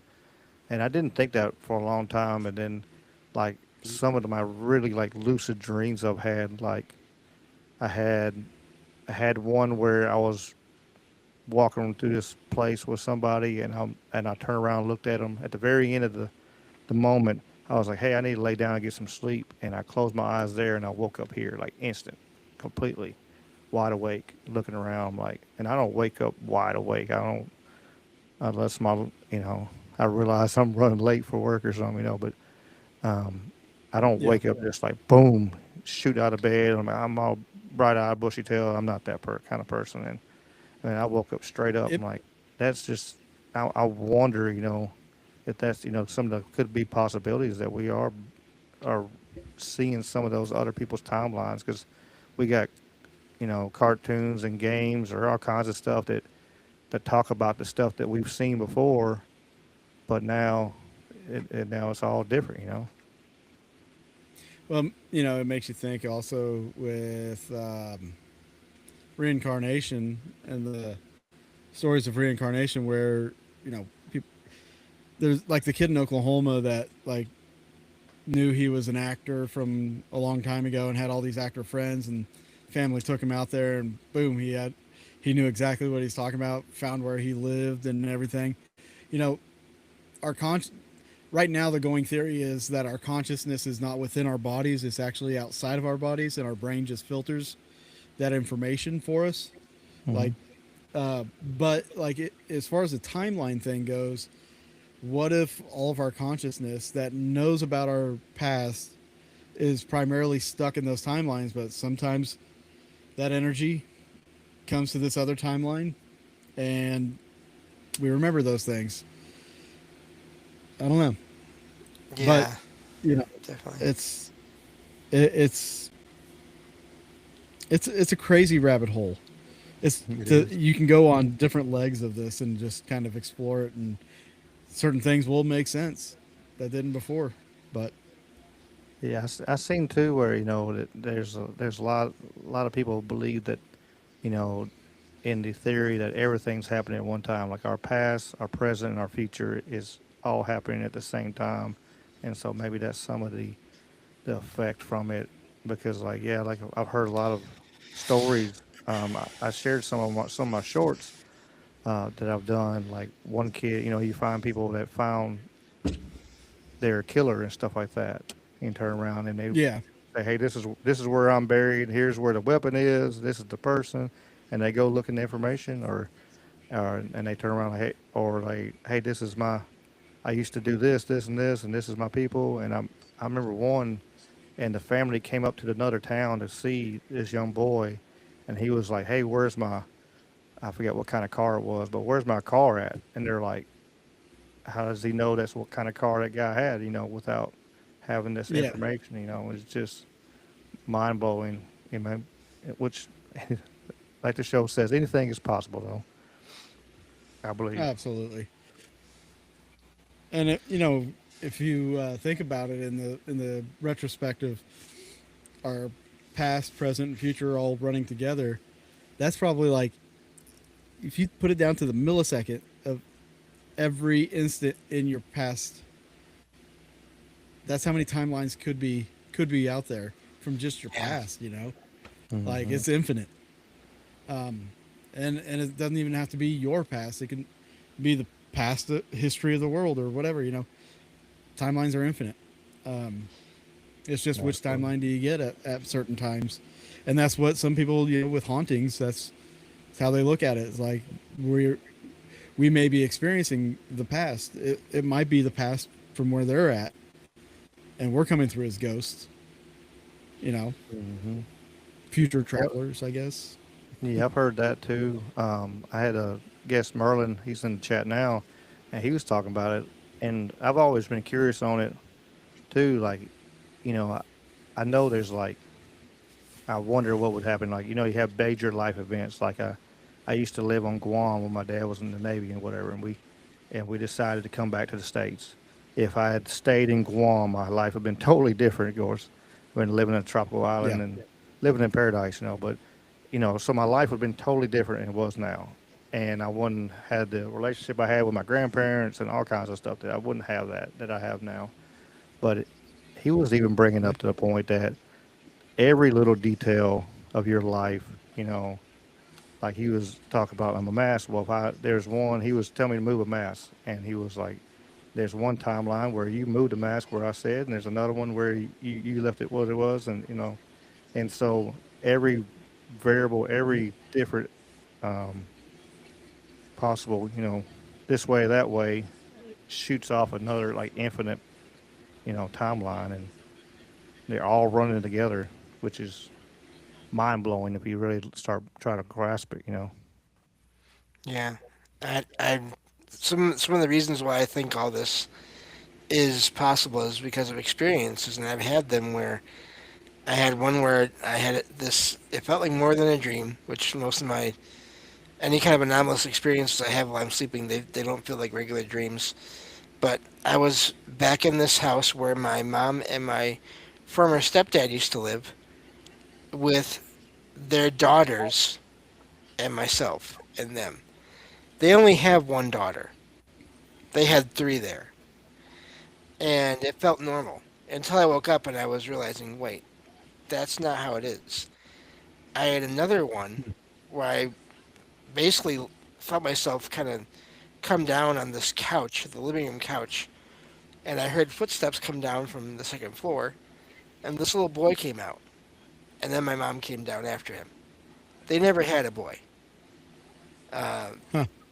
and, and my mom, there was my mom, but she was slightly different, but she also seemed to be familiar, or it was like this had happened before with her. where a version of me had appeared there before, but I had not. Like I was not. I had no idea what was going on. And she basically just said, it's okay, just relax, everything's fine. And I fell back asleep, woke up here. And Huh. I've had several of those different kinds of experiences. Not all of them always fun either. Somewhere I've had family members that are very, good and kind and loving people that tried to attack me. And the one I had this happen, and it was like it was like a post-apocalyptic world outside of the house when I ran out of the house to get Huh. away from them. So I don't ever try to have these experiences because you never know what's going to happen. So Yeah. that's part of why I'm curious about all this, and how it relates to apparitions and things like that. Because I mean, if it can happen to people in one state of being, in a physical state of being, let's say, or if it can happen to their consciousness while they're sleeping, if I could talk, why can't it happen in some way, somehow, with souls or spirits as well? Yeah. It's there's an experience I used to have.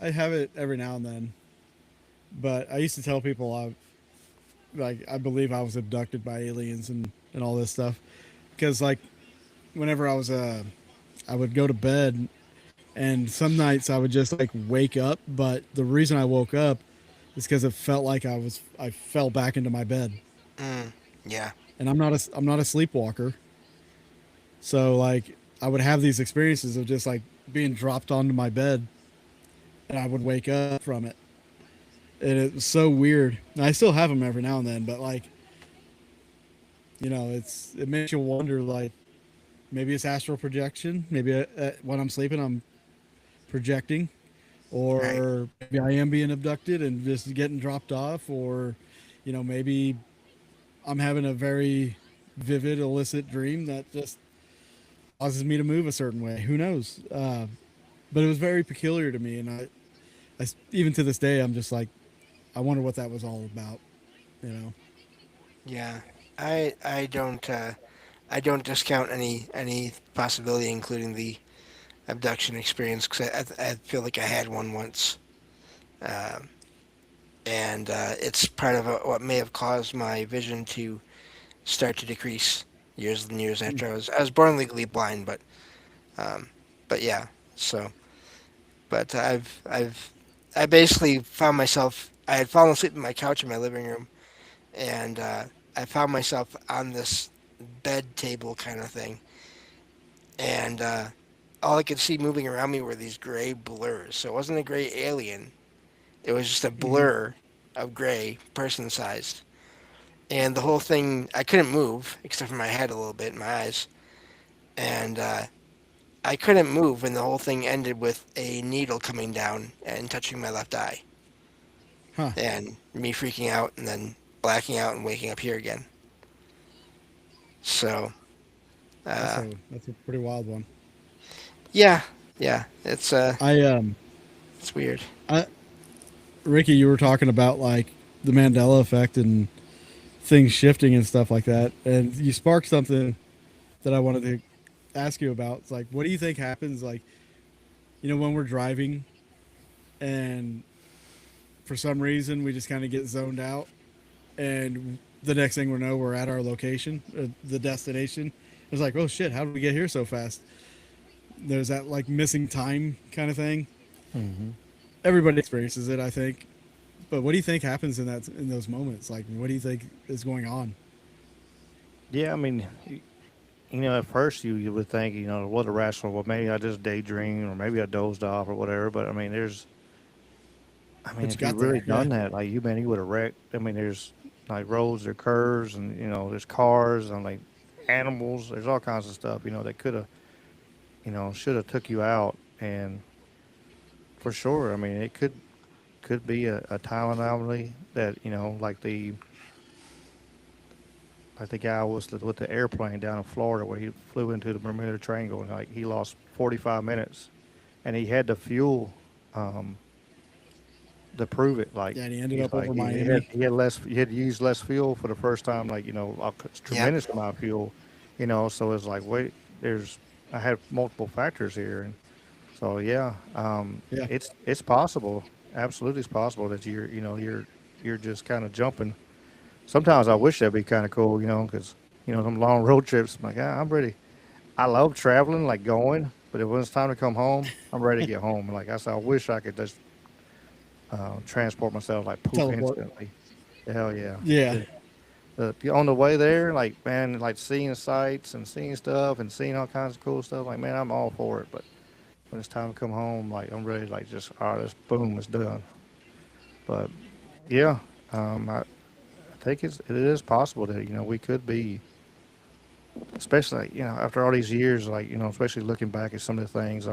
I'll be like 47 this year, and it's like like almost 47 years of this crazy stuff I've seen.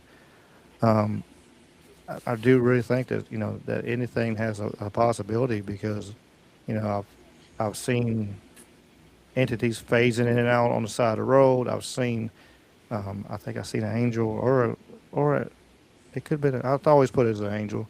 I've seen orbs. I've seen poltergeists. I've seen all these crazy stuff that I do not try to go out. I don't do like you do and go and Go and look for it. try to and pull it out. I'm kind of like James. Like Yeah. I have stuff happen. Like a few weeks ago, I seen a shadow person break a stick in front of me and I took off running. I won't lie, but came back inside real quick. Uh, but it was I seen something in the corner of my eye. Look, and then all of a sudden like, and then but there was nothing there. They had like, it was like a little moonlight and stuff there, so I could see if it was a person or an animal or anything. But I just seen like a little shadow, and I seen a stick break, and it's just that fight or flight instant, inside of me was Yeah. like, you're not safe right now. Like 99%, I can walk around this place all at night, no big deal. No, I don't feel nothing. But that night, I was like, So run, your body just goes, nope.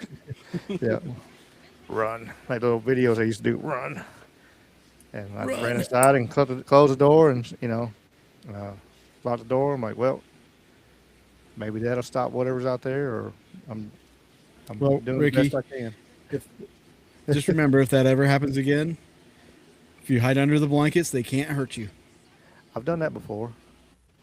I had a ghost story. I had a ghost incident where I did. I was probably in my 20s and and it did the whole thing where the room turned real cold, like the temperature dropped drastic, and I had an empty standing in my bed, and I'm like, nope, not today, buddy. And I just covered my head with a blanket and stuck underneath there, and like he hit the blanket, and like I could hear him, and he left. And then like the next day, he come to me in my dream, and I had a conversation with him, and found out his name was James, and that yeah, his name was James, and but then I screwed up, and I did the number one. I guess I think the number one thing not to say is what caused you not to be able to cross over, and then he got mad at me and yelled and left, and I never seen him again. I never Huh. seen nothing happen like that again. I never had any more dreams with him. I didn't have no more entities of like because it like the first like with the blanket like the room it felt like a damn movie because like the room got huge and the temperature dropped probably felt like 30 degrees 40 degrees. It got icy in there, and then I looked and I started looking around like what in the hell, and then I looked at the end of my bed and there's this old dude standing there, you know kind of I kind of see through him a little bit, and I was like, hope not today. See, the blankets worked. The blanket worked. Yeah, absolutely. Yeah, That's good blankets and stuff. falling asleep. It's weird how often that happens to people, and I've had that myself too, where I'm seeing something, can't explain it, and I just close my eyes and just try to ignore it, and I've fallen asleep. More so when I was a teenager, that happened a couple of times, and and you hear about that, and even to adults, people that are adults have that happen too. So there's something with that, just sort of, no, I'm not dealing with this right now, Hmm. and people fall You asleep, deal with and it while you're sleeping. yeah, it does whatever it does while you're there, and you're not aware of it. At least not on a conscious level, I guess. There's a fun thought, but Yeah, it is what it is. It's kind of You like could a be a day ghost cream pie. like the day I was sitting there watching TV and heard a big loud bang, and like the cabinet doors shut real hard. And I said, "Well, I guess it's one of the cats." And I looked down, and both cats I have, was sitting in my lap, and they're looking over there like, "What the hell was that?" And Yeah, I'm like, I just turned the TV up a little louder. I was like, "Well, look, whatever's over there, they can be over there. I don't care. I have that Leave me alone. You with my stay, do what you want to in the kitchen. Fix you some food. I don't care. Whatever you want. Leave me alone." yeah. I have that with my kitchen cupboard doors too. Not usually slamming, but just like as if a cat was coming out of one of them, and the door Mhm. was gently closing behind them. And then I'll look because sometimes it is Logan, my cat. And by other times I'll hear that and I'll look down and Logan will be right next to me. So, yeah. Nice, I'm nice. glad I don't have any of that, like the banging, the sounds and stuff like that. I don't have any of that. The only thing I ever noticed in my place, and this I think this just comes from 20 years of active investigating, is like I'll see shadows. Recently, what I've been seeing is like if a hand was on the door here, you'd see the fingers, and then you just see them go away like that. Hmm. That's what I've been seeing lately. Um, but it's nothing. I know it's not going to hurt me or anything, but like it's just weird. And I've never Yeah. done like an EVP session in my own house or tried No. any of that. I might one of these days here. I just I don't want it to remember ramp up Dave Schrader while said, my "Don't do daughter's it." here. I remember seeing Yeah, Dave Schrader years ago, and he said, "Don't do that. You don't want to know what you're gonna find in your own house, and you might want to leave after you you might figure aggravate out it. what is there." Yeah, I wouldn't mind, just not with my daughter here. Yeah. Yeah, You know, I don't blame you. when she's grown up, then she can do it. But Heck yeah. yeah, Well, we got about 5 minutes. We our our friend's show, Mike Strange, Trouble Minds Radio, has a show come on. We always trying to James sits in with him, and I always try to show respect to him because he's one of the ones that started helping me get where I'm at and getting on the path of doing this stuff. And because I didn't know really how to start doing these things, and kind of people like, "Hey, you need to do this." I'm like, I don't know what I'm doing, but here I am 3 years later, do any of us having fun. do any of us really know? Not Yeah, really, really, but seriously. I'm let her wing it. Give her hell. That's all I know. But That's right.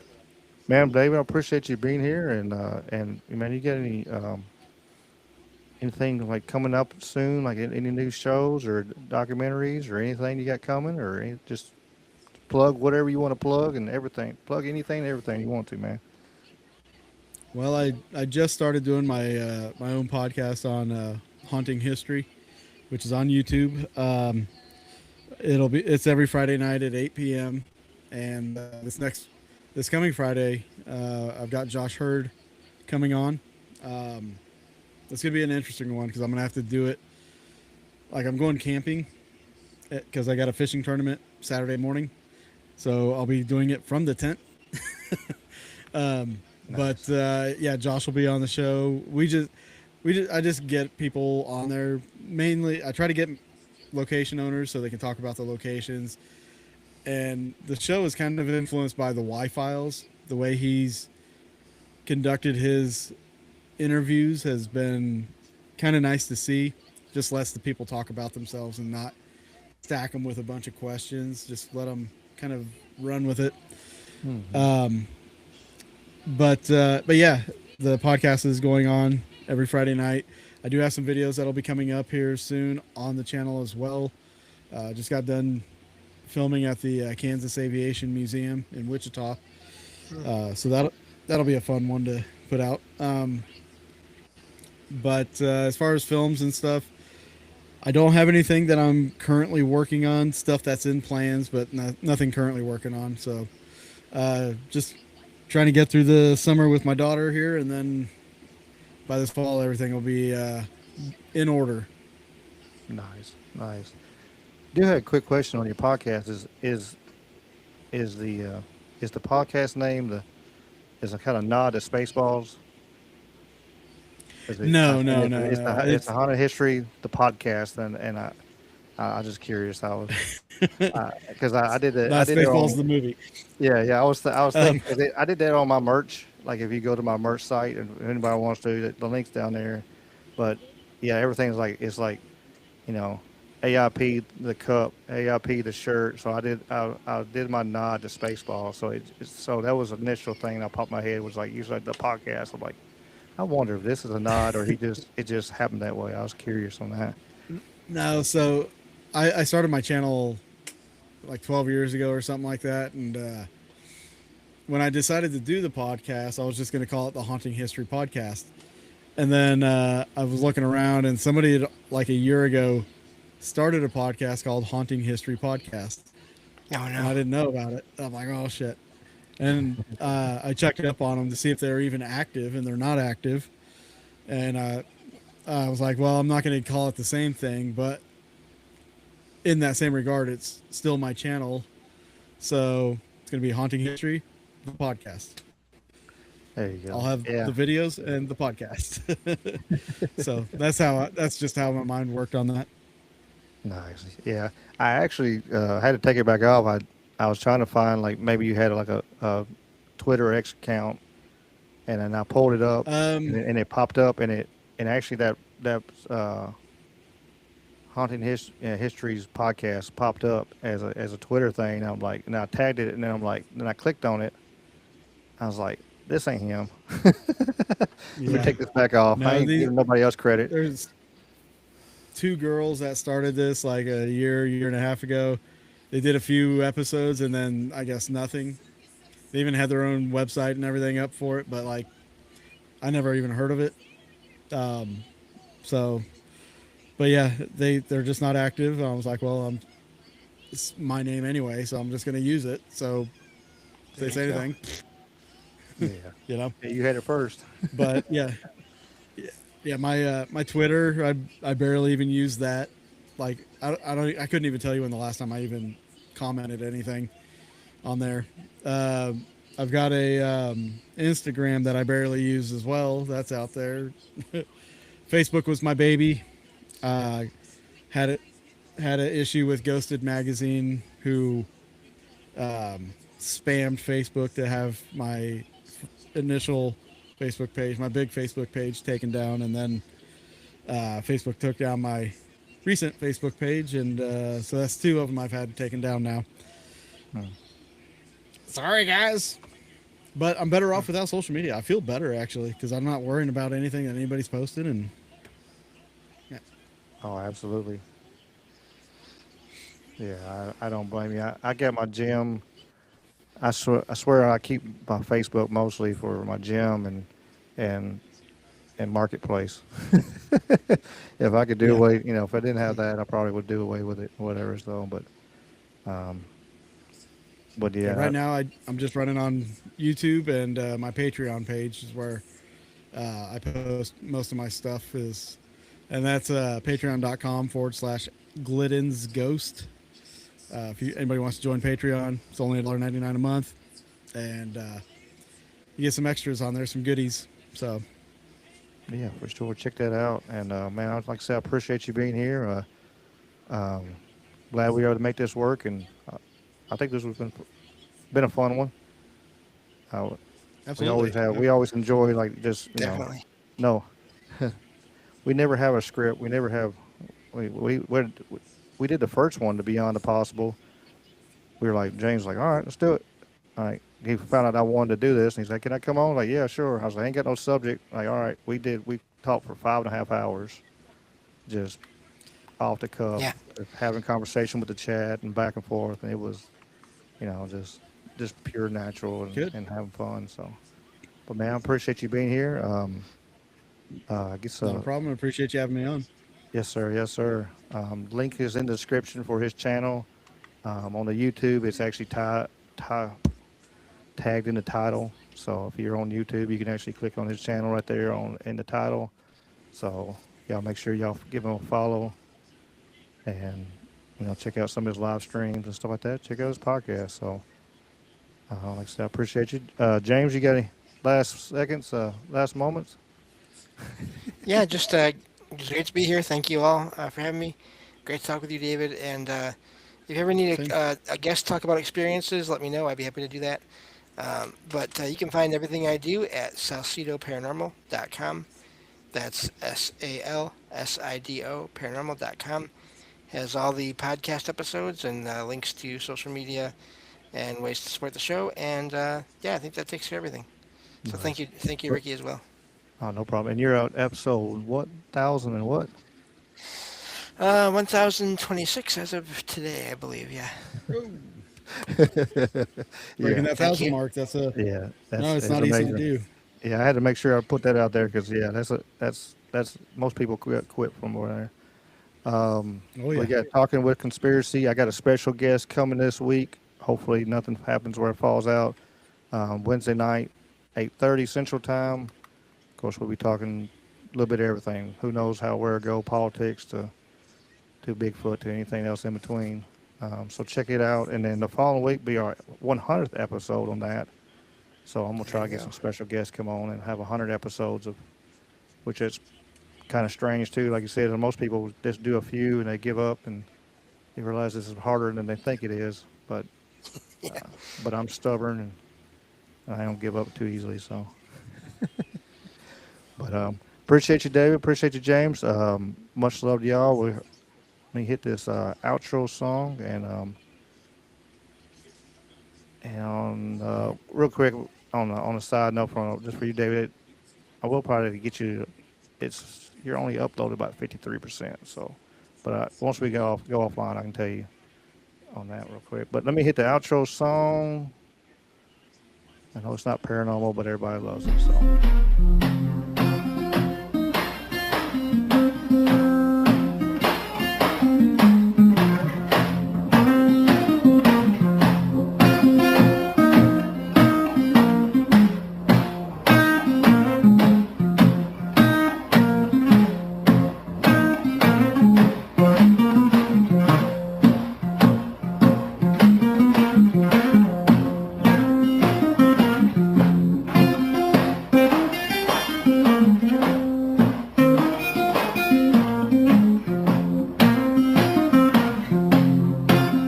Don't want no shackles. Don't want no shackles on me. Don't want no shackles. Don't want no shackles on me. I sat down with Big Brother. Don't like those RFIDs. Got the blues about my freedom. Got the blues about tyranny. I got the blues about my freedom.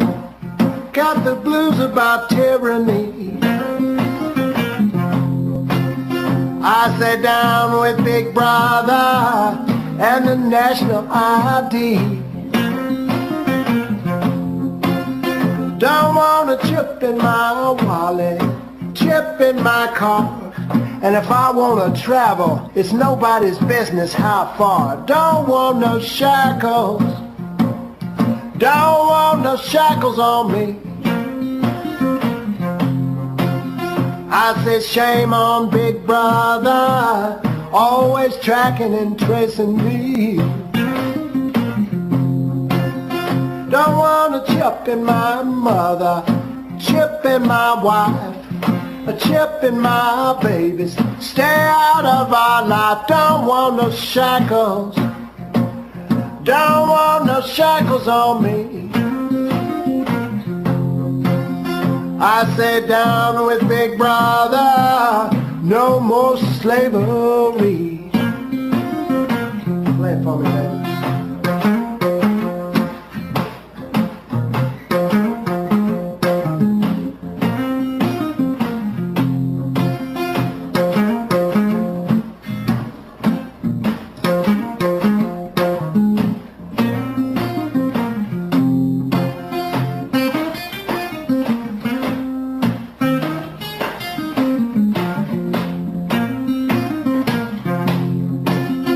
Now, do you want a chip in your forehead, a chip in your arm, always tweaking your brain and causing you harm? Don't want no shackles. don't want no shackles on me. I sit down with Big Brother in the good old USA. I sat down with Big Brother, down with Big Brother, down with Big Brother, down with Big Brother, down with Big Brother. Don't want a spot chip in me. Everybody, I sat down with Big Brother,